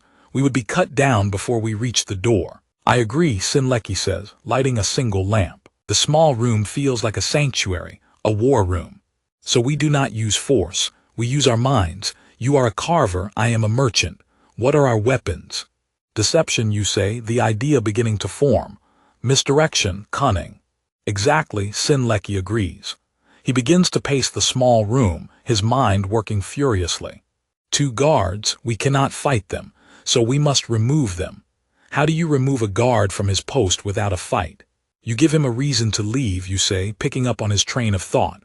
A fire, a brawl, a more urgent threat, Sinleki repeats, savoring the words. He stops pacing and looks at you, a slow, dangerous smile spreading across his face. You found your rival, Lugal, by looking through a wall. I think it is time we paid another visit to a jealous, foolish artisan. The plan that you formulate over the next hour is both terrifyingly audacious and exquisitely simple. It is a work of art in its own right, a piece of sculpture carved from risk and deception. It has 3 parts, 3 distinct movements, each one relying on the other for success. Part 1 belongs to Sinleki.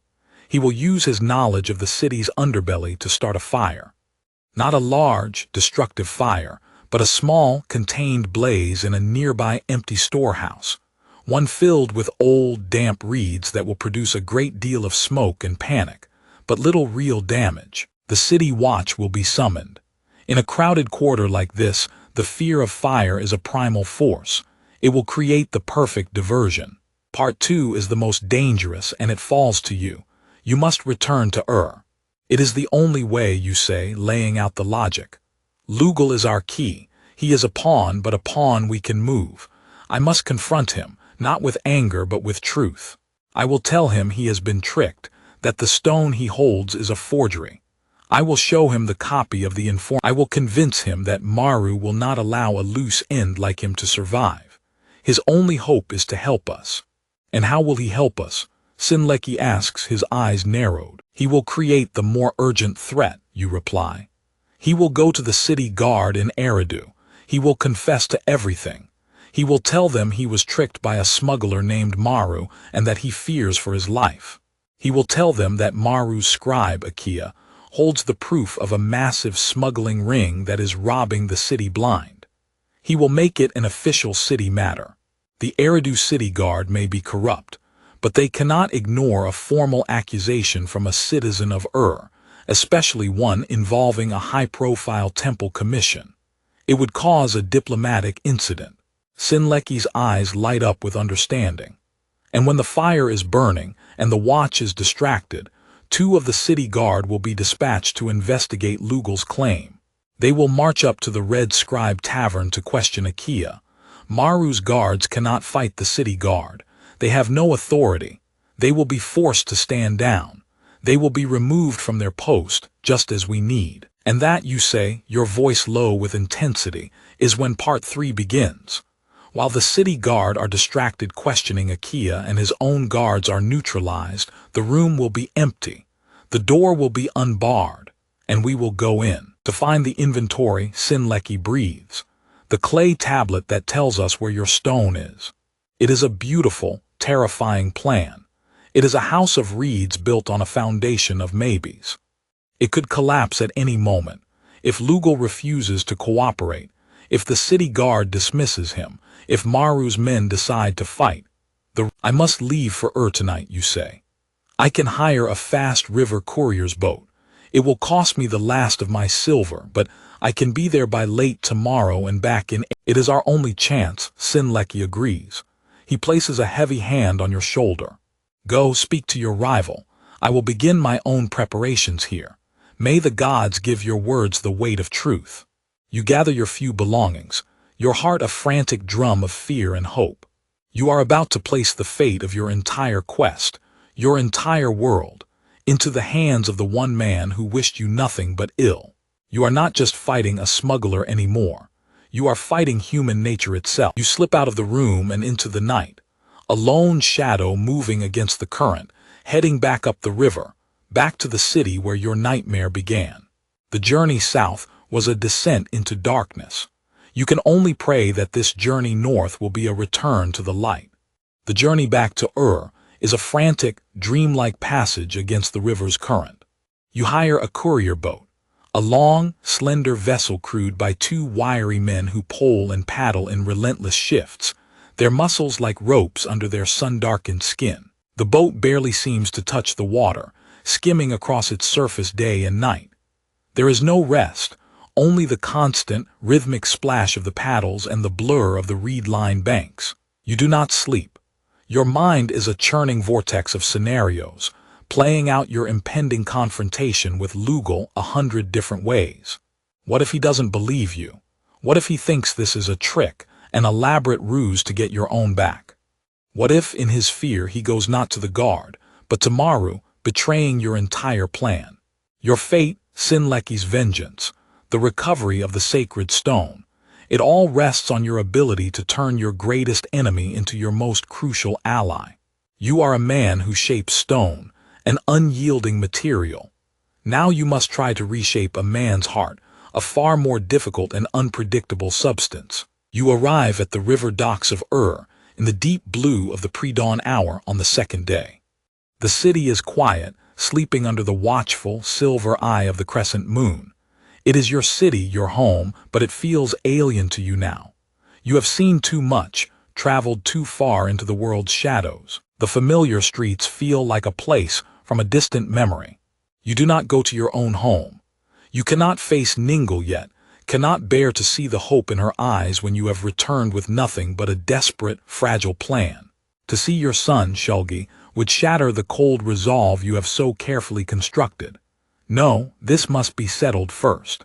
You make your way directly to Lugal's workshop. The door, you notice with a grim satisfaction, has been repaired, but the new wood is a pale scar against the older, weathered frame. You do not try the door. You circle around to the back, to the date merchant storehouse. The loose brick is just as you left it. You slip inside, your movements practiced and silent now. The sweet, cloying smell of the dates is a familiar, unwelcome scent. You press your ear to the wall. You hear the soft, steady sound of a man's breathing. He is asleep in his workshop. It is a testament to his paranoia. He is no longer sleeping in his house, but here, guarding the flawed treasure that he believes is his key to greatness. He is a prisoner of his own greed. You do not wait for him to wake. You will not give him time to build his defenses, to call upon his arrogance. You must strike while his mind is still soft with sleep. You walk around to the front and rap your knuckles sharply on the new wood. The sound is unnaturally loud in the pre-dawn stillness. You wait. A few moments later you hear a shuffling from within. A bar is lifted. The door creaks open a few inches. Lugal's face appears in the gap, his eyes blurry with sleep, his hair a wild tangle. When he sees you, his expression of sleepy confusion instantly curdles into one of pure, venomous hatred. He spits, his hand moving to slam the door. Wait, you say, your voice low and urgent. You push not against the door but against his pride. Or is the great Lugal now a coward who... The word coward strikes home. His hand freezes. He is a man consumed by his own image. He cannot abide the accusation. He hesitates, and in that moment of hesitation you have him. He slowly, grudgingly opens. What do you want, Inmer? He growls. Have you come to beg for my scraps? You step inside. The workshop is clean, ordered, but the air is thick with tension. On his main workbench, resting on a fine linen cloth as if it were a holy relic, is the fake lapis lazuli. The blue is too uniform, the pyrite flecks too evenly distributed. To a layman it is beautiful. To your expert eye it is a clumsy, soulless imitation. I have come to save your life, you say simply. Lugal lets out a short, bark-like laugh. Save my life? You have come to witness my triumph. The priestess will soon learn of your misfortune, and I will be there to offer my services. This stone will be my masterpiece. Your era is over. That stone, you say, pointing a steady finger at it, is a forgery, and it is going to get you killed. You see a flicker of doubt in his eyes, quickly masked by bluster. You are mad with jealousy. You cannot bear to see me succeed where you failed. You don't argue, you don't raise your voice. You simply reach into your pouch and pull out the small lump of clay bearing the impression of Zimri's seal. You place it on the table next to the fake stone. Do you recognize this mark? You ask quietly. The fish. He squints at it. It is nothing, a common design.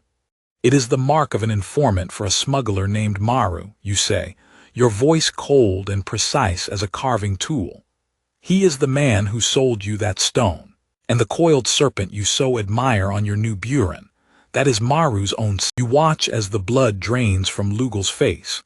He stumbles back a step, his eyes wide with a dawning, sickening horror. He looks from the clay impression to the stone to your face. He is not a fool, merely a man blinded by ambition. And now the blindfold has been ripped away. How do you know this? He stammers. You tell him everything. You tell him of your journey, of the pirates, of the meeting at the house of the Black Reed, of the terrified water cellar in the dark alley. You paint a picture for him, a detailed, undeniable mural of the conspiracy he has stumbled into. You make him see that he was never the mastermind, he was the bait. Maru does not leave loose ends, Lugal, you say, pressing your advantage. He used your jealousy, and when he is finished, when the chaos has served its purpose, he will dispose of you. A carver who knows his secrets. You are a liability. He will send men. They will not be as gentle as I have been. Your death will be ruled a robbery, a tragic accident, and no one will ever know the truth. He collapses onto a stool, his head in his large hands. The arrogant, posturing rival is gone. In his place is a terrified, broken man. You see not a monster but a pathetic figure, undone by his own petty flaws. You feel a surprising, unwelcome pang of pity for him. What can I do? He whispers, his voice muffled by his hands. You can help me, you say. You can help me destroy him. It is the only way you will ever be. You lay out the plan. You explain the fire, the diversion, the need for him to go to the Eridu city guard. You tell him he must be the righteous victim, the honest craftsman tricked by a villainous smuggler. In a way, it is the truth. He looks up at you, his eyes filled with a desperate, fearful hope. You want me to confess, to admit I was a fool. You will be a hero, you correct him. The brave artisan who exposed a smuggling ring that was poisoning the city. They will praise your courage. Your reputation will be greater than ever. You will have your triumph, Lugal. Just not in the way you expected. You can see the gears turning in his mind. You have offered him not just survival, but the one thing he craves more than anything, glory. You have taken his greatest weakness and forged it into your sharpest weapon. He stands up, a new feverish energy in his movements. I will do it, he says, his voice shaking but firm. I will go to Eridu. I will tell the guards everything. I will bring this Maru down. He looks at you, and for the first time you see not hatred in his eyes but a grudging, astonished respect. You could have let them kill me, Enmer. Why are you doing this? Because this is not about you or me anymore, you say, your voice weary. It is about a sacred trust that has been broken, and because I want my stone back. You leave him to his preparations, a man reborn with a new, urgent purpose. You have done it. You have turned the key. Now all the other parts of the machine must work in concert. You allow yourself a brief, precious visit to your home. Ningle is just waking. When she sees you in the doorway, she lets out a cry that is a mixture of joy and terror. You hold her, breathing in the familiar scent of her hair, a scent of home and safety. You do not tell her the details of the plan. You cannot burden her with that fear. You simply tell her that you have found a lead, that you have an ally, and that you must return to Eridu one last time. I have made a deal with Lugal, is all you say. She looks at you, her eyes searching yours.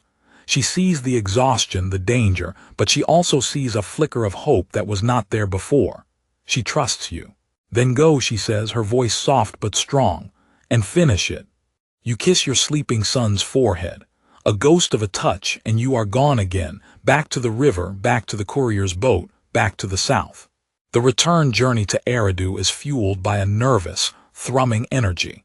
You have lit a fuse. You can only pray the explosion it causes is the one you have planned. You arrive back in Eridu under the cover of the next night's darkness. You slip through the streets to the weaver's shop. Sinleki is waiting for you. The lamp is low. He looks up as you enter, his face an unreadable mask. Well, he asks, his voice tight. He is coming, you say. He will be here by tomorrow evening. He will go to the guard at dusk. Sinleki lets out a long, slow breath. The first part of the plan has held. Then my own preparations are complete, he says. He gestures to a corner of the room. There are two large, tightly sealed clay jars you did not see before.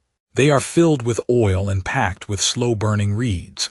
They will not explode, but they will create a great deal of thick, black smoke. The old storehouse is full of damp lumber. It will be a spectacular, but ultimately harmless display. The final day of waiting is the hardest of all.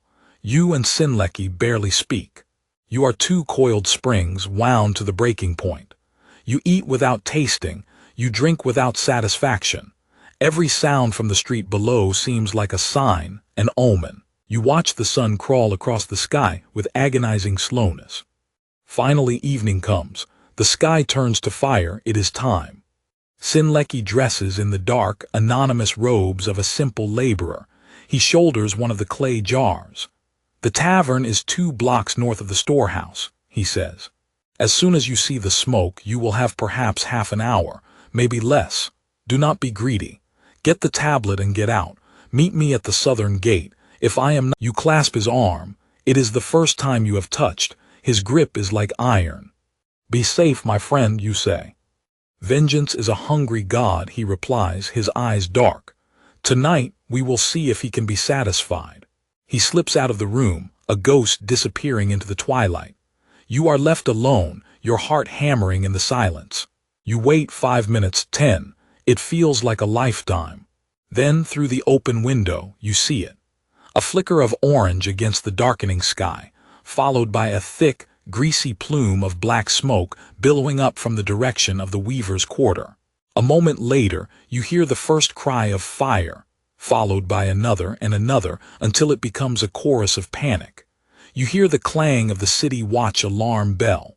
The diversion has begun. You wait another agonizing 10 minutes, giving Lugal time to act. You picture him, a nervous, sweating figure, walking into the captain of the watch, telling his incredible rehearsed story. It is time. You pull a dark cloth over your head and lower face, leaving only your eyes visible. You slip out of the room and join the crowds of people running toward the fire. You move against the current, a salmon swimming upstream, your destination the one place everyone else is leaving. The tavern is in chaos. The owner is trying to calm his patrons, who are worried the fire might spread. Your eyes go to the stairway at the back that leads to the upper rooms. As you watch, 2 men in the livery of the Eridu City Guard push their way. They are grim-faced and purposeful. They speak briefly to the tavern keeper, who points a trembling finger up the stairs. The plan is working. Lugal has done his part. You wait across the street, hidden in the deep doorway of a closed pottery stall. You see the 2 guards climb the stairs. A few moments later, you hear a commotion from above, a door being unbarred, raised voices. Then Maru's 2 guards come clattering down the stairs, their faces thunderous with fury. They are not in chains, but they are being escorted by the city watch. They are being taken for questioning. They are out of the way. Now this is your chance. The window of opportunity is vanishingly small. You cross the street, your movements swift and silent. You slip into the tavern, unnoticed in the general confusion. You go to the back and climb the stairs, your sandals making no sound on the wooden steps. You reach the top. There is one door at the end of the hall. It is slightly ajar. You hear the voices from within. The guards are questioning a man whose voice is high and reedy with fear. Akia, the scribe. You do not have time to wait for them to finish. You must act now. You flatten yourself against the wall next to the doorway, your heart in your throat. You peer around the edge. You can see the 2 guards standing over a small, cowering man seated at a desk. The desk is covered in clay tablets. One of them must be the inventory. You need a distraction, something to draw their attention for just a second. You see a loose wooden cup on a nearby table. You reach out, your hands shaking, and knock it to the floor. It clatters loudly on the wooden planks. What was that? One of the guards barks, spinning around. Both of them turn toward the sound, their hands on their daggers. It is only a moment, a single heartbeat, but it is enough. You dart into the room, silent as smoke. You do not go for the scribe, you go for the desk. Your eyes, trained by a lifetime of seeing, scan the tablets. Most are lists of grain, of oil, of wool. Mundane. Then you see it. A small, thin tablet separate from the others. The cuneiform is precise, elegant. It is a list of specialty items. Your eyes fly down the list. Bronze ingots from Dilmun, ebony wood from Magan, carnelian beads from the Indus Valley. And then the last line. Lapis lazuli grade 1 sky blue star-flecked. 1 piece. Location, the House of the Moon's Shadow, Dock 7. Awaiting transport on the vessel, the Serpent's Coil. Departure, 2 days' time. You have it, the truth, written in clay. You snatch the tablet. You do not look back. You are out the door and down the stairs before the guards have even fully registered your presence. You hear a shocked cry from Akia, a curse from one of the guards, but you are already gone. You plunge back into the chaotic street, a ghost dissolving into the smoke-filled night. You do not run. Running draws attention. You walk quickly, purposefully, away from the fire, away from the tavern, toward the southern gate. Your mind is on fire, the house of the moon's shadow, Dock 7. It is a warehouse, and the stone is still here, still in Eridu. You have not been chasing a ghost across the sea. You have been circling it all along. You reach the southern gate. The guards there are distracted, watching the glow of the fire, listening to the distant shouts. You slip through. You find a prearranged spot, a small, abandoned well behind the outer wall. You wait, the minutes tick by. Where is Sinleki? Has he been caught? Did the plan fail?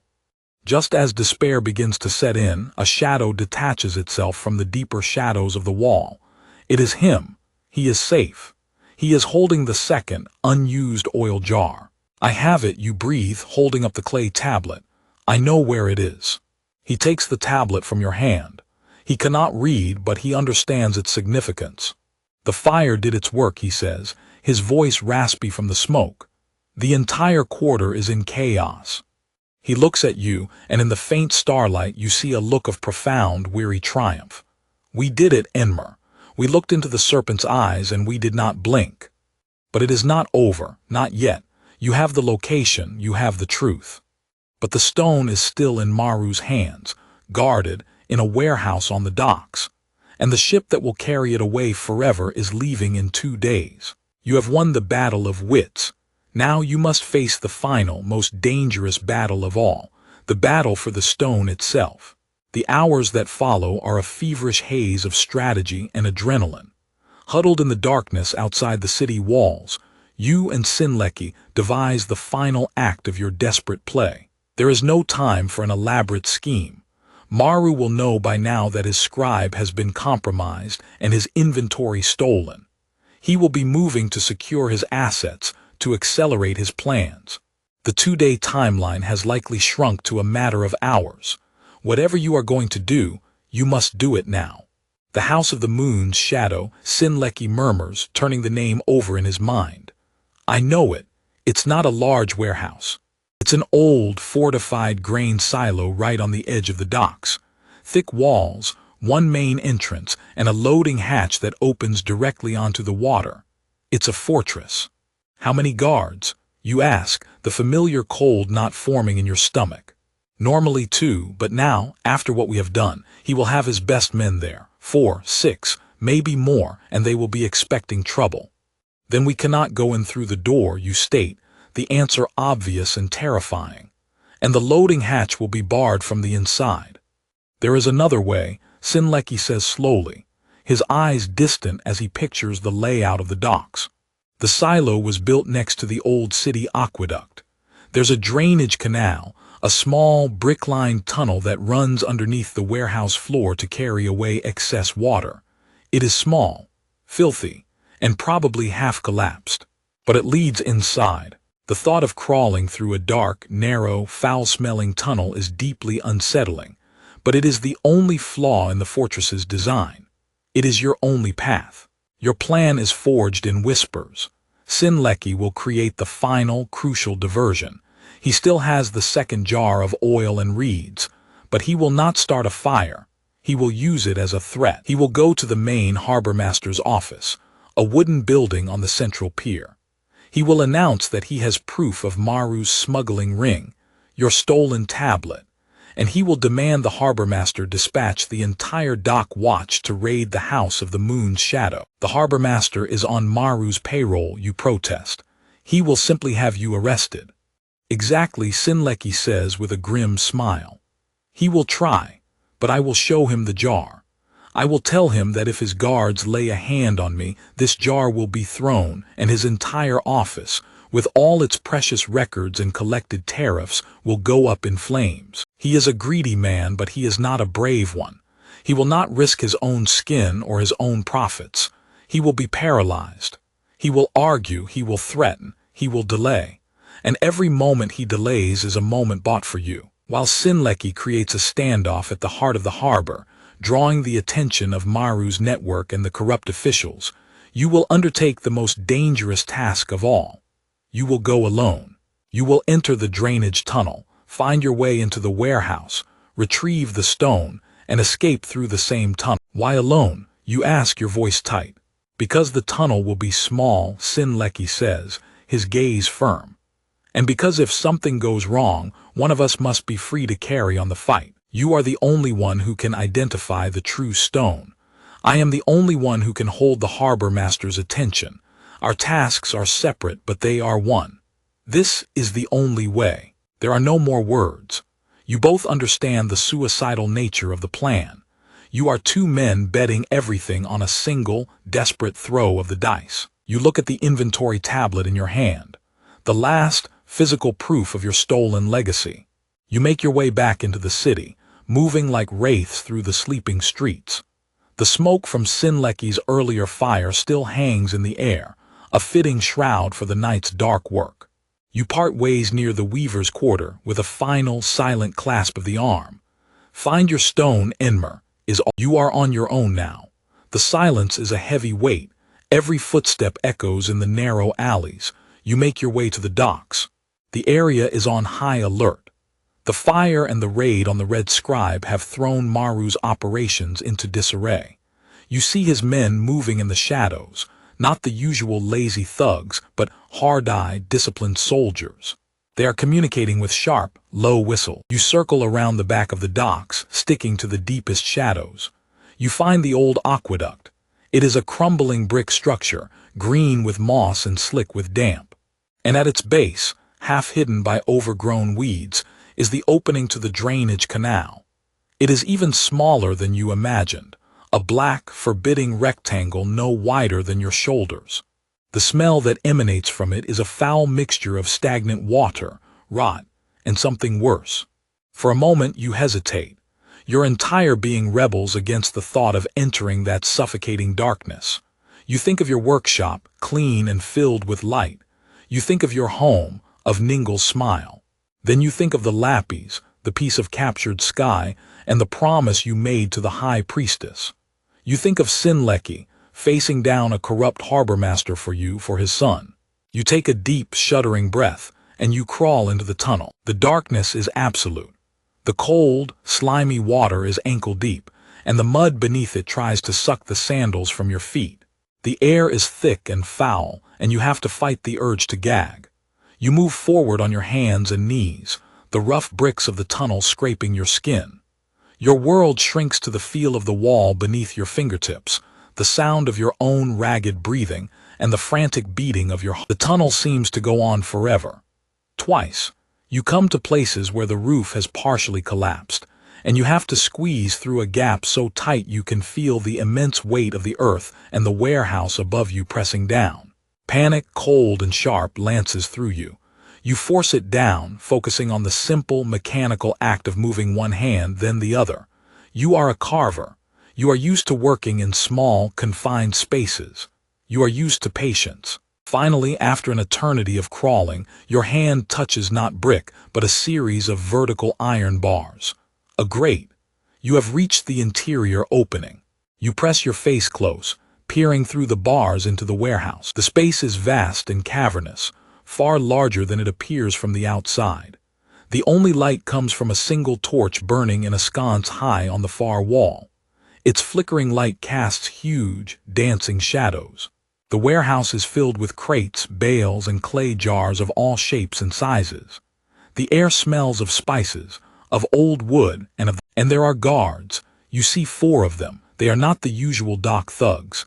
They are heavily armed, carrying short swords and bronze-tipped spears. They are alert, their eyes constantly scanning the shadows. They are positioned at the main door and near the large, barred water hatch. They are expecting an attack from the outside. They are not looking down at the floor. You examine the grate. It is old, the iron rusted and pitted. It is set into the brickwork with heavy iron pins. You test one of the bars with your hand. It is solid.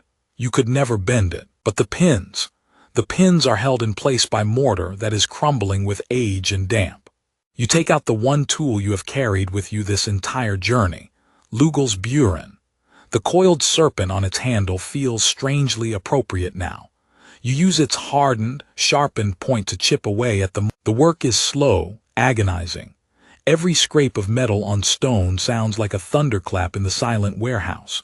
You pause after every few scrapes, your body frozen, listening for any sign that the guards have heard. But they are talking quietly among themselves, their attention focused on the doors. The mortar crumbles. The first pin loosens. You work it back and forth, your fingers raw until you can pull it free. You set it down in the mud with infinite care. 1 pin, 3 to go. It takes you the better part of an hour to remove all 4 pins. Your hands are bleeding, your muscles screaming with the strain. Finally, the grate is loose. You pull it inward into the tunnel and set it aside. The opening is just large enough for you to squeeze through. You wait for a moment when all 4 guards have their backs to you.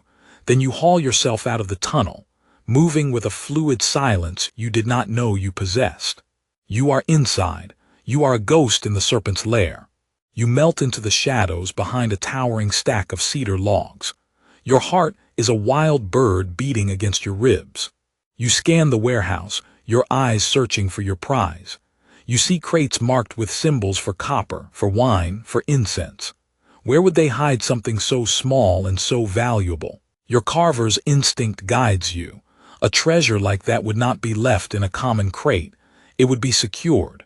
You look for the most fortified object in the room, and you see it.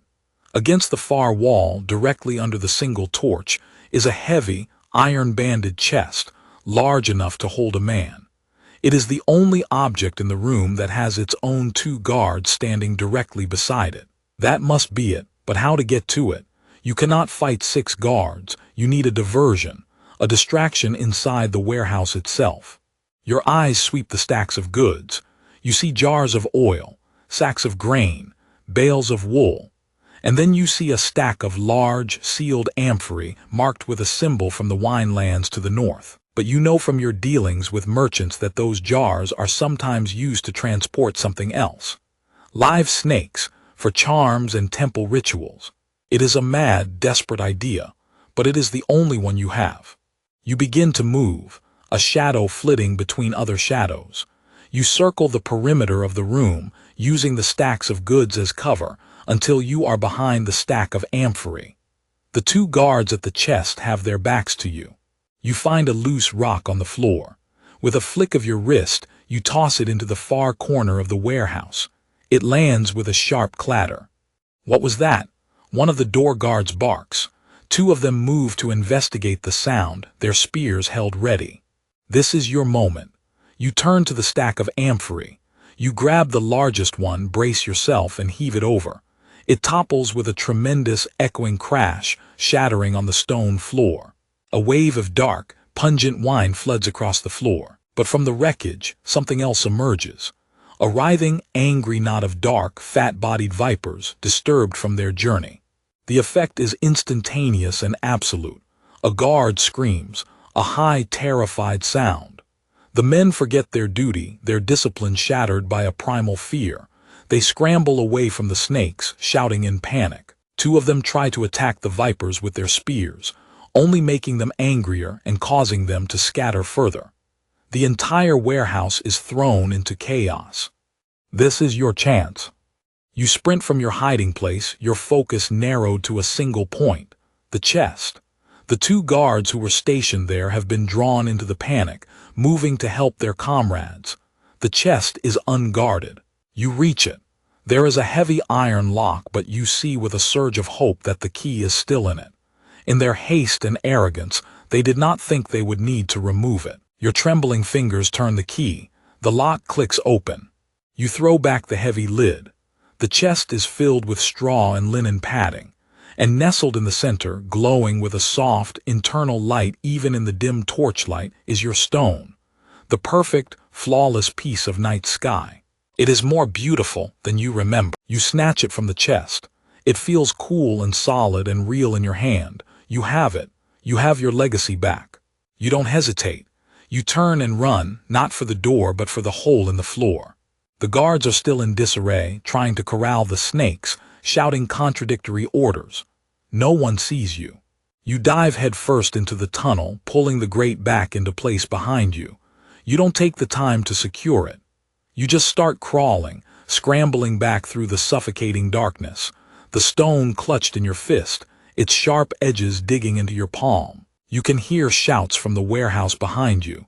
They have discovered the theft, but you are already deep in the tunnel. You crawl faster, fueled by a surge of triumphant adrenaline. You emerge from the tunnel's mouth, gasping into the cool, clean night air. You are covered in filth, bleeding from a dozen scrapes, but you are free. And you have the stone. You don't wait to see if you are followed. You run. You run through the back alleys, through the sleeping city, your lungs burning, your legs aching. You run until you reach the southern gate, and you slip through into the darkness beyond the walls. You go to the abandoned well, and you wait. This is the longest wait of all. The triumph of your theft begins to fade, replaced by annoying anxiety. What of Sinlecki? Did his diversion succeed, or has he been captured, or worse? Have you won back your stone, only to lose the friend who helped you find it? An hour passes, then another. The first gray light of dawn is beginning to soften the eastern horizon. You have almost given up hope when you see a figure approaching, limping, leaning heavily on a walking stick. It is Sinlecki. He is bruised, his robes are torn, and there is a long, ugly gash on his forehead. But he is alive. He collapses next to you at the well, his breath coming in ragged gasps. The harbor master did not appreciate my methods, he says, a weak smile touching his lips. But he was persuaded to stay his hand. You open your hand. There on your filthy, blood-streaked palm lies the lapis lazuli. It seems to absorb the first light of dawn, its inner stars glowing with a fierce, celestial fire. Sinlecki looks at it, and all the weariness, all the pain, seems to fall away from him. He reaches out a trembling finger and touches its smooth, cool surface. "For my son," he whispers, "and for your honor." He looks at you, his eyes clear and full of a profound, unshakable respect. You did it, Enmer of Ur. You, a simple carver, have cut the serpent's head from its body. You look at the stone, then back at the city of Eridu, now silhouetted against the rising sun. You have faced down pirates and smugglers. You have crawled through the earth. You have stolen from a fortress. You have done things you never imagined you could do. You are not the same man who left Ur in a storm of rage and despair. You clench your hand around the stone, its weight a solid, comforting presence. Your work is not yet finished. You still have to carve it. You still have to fulfill your promise to the high priestess. But that is work you understand. That is the world you belong to. Let's go home, you say. And together, two unlikely allies, a grieving merchant and a master craftsman, you turn your backs on the city of shadows and begin the long journey north, into the light. The journey back is a quiet, healing passage. You have secured a place on a fast-moving grain barge, and the steady, northward current of the Euphrates feels like it is carrying you back to your proper place in the world. Sinlecki's wounds are tended to. You spend the days in comfortable silence, watching the familiar landscape of Sumer unfold. The fear and tension of the past weeks slowly drain away, replaced by a deep, bone-weary sense of peace. When Ur's great ziggurat finally rises on the horizon, your heart aches with a feeling so powerful it is almost painful. It is the feeling of homecoming. You part ways with Sinlecki at the docks. There is no grand farewell. None is needed. You have forged a bond that transcends words. "If you ever have need of a friend in the south," he says, his hand on your shoulder. "And you in the north," you reply. You watch him disappear into the crowd, a quiet, unassuming merchant once more, but you know you are looking at one of the strongest men you have ever met.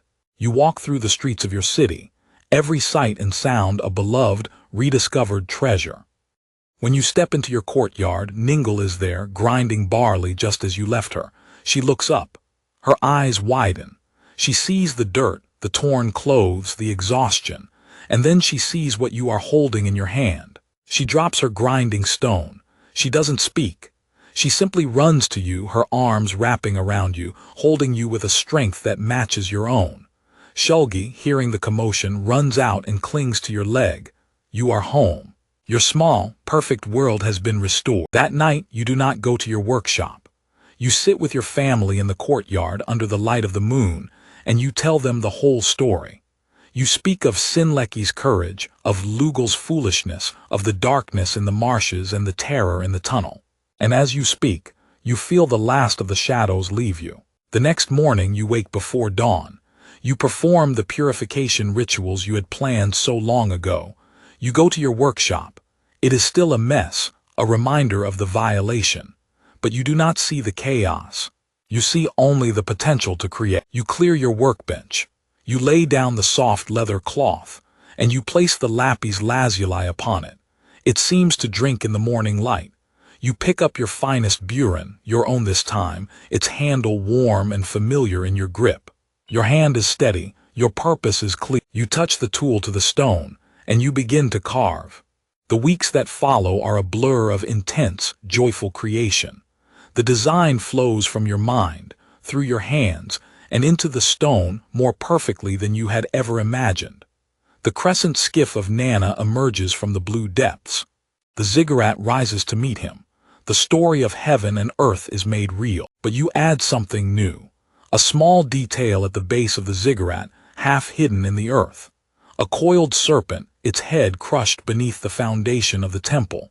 A private acknowledgement of the journey you took to create this masterpiece. When it is finished, it is the finest work of your life. It is more than a seal. It is a story, a prayer, a testament. It holds not only the devotion of a city, but the resilience of a single man. You present it to the high priestess Enheduanna. She takes the seal, no larger than her thumb, and examines it in the cool light of the temple hall. She is silent for a long time. You see her eyes trace the lines, feel the story. You see her finger pause over the tiny, crushed serpent. A flicker of a question, of deep understanding, passes through her eyes, but she does not. She looks at you. You have served the god well, Enmer of she says, her voice resonating in the sacred space. You have carved not just a stone, but the truth. Your name becomes known. The story of the temple seal is told and retold. Commissions pour in. You become the most respected seal cutter in all of Sumer. You are able to provide a life of comfort and security for your family, a life you almost lost. One day, months later, you hear news from the south. The smuggler Maru's network has collapsed. The new harbor master in Eridu, appointed after the old one was disgraced in a fire and corruption scandal, is a man of integrity. Maru himself has vanished, rumored to have been killed in a feud with his own captains. The serpent has consumed itself. You also hear of Lugal. His brave confession to the city guard made him a local hero. His business is thriving. You feel no bitterness. His foolishness was a tool and you used it. You hope in your heart that he has learned a lesson about the true nature of honor. And so the story of Enmer, the seal cutter, fades back into the mists of time. His name is not written in the king lists. His deeds are not recorded on grand monuments. But his work, his small act of courage, survived. It survived in the temple archives, and its echo survives in the very idea that truth can be a beautiful, powerful thing. That a single person, you are back now, in your own time, in your own comfortable bed. The calloused hands of the carver are gone, replaced by your own. The heat of is a distant memory, replaced by the cool, quiet air of your room. The weight of a city's fate is lifted. There are no conspiracies to unravel, no rivers to cross. There is only this moment, this quiet, this peace. The world of the Sumerians seems so distant, yet their struggles, their creativity, their desire for a better life are deeply human. They are our struggles. They are us, just separated by time. What part of their story resonated with you tonight? Leave your thoughts below when you wake. It connects us all in this long, unbroken story. You did your work today. You faced your challenges. Now, like the artisan laying down his tools at the end of a long night, your work is done. Let your body grow heavy. Let your mind be still. The stories of the past are now just gentle whispers guiding you toward sleep. Rest now. The morning will come as it always does. Sleep well.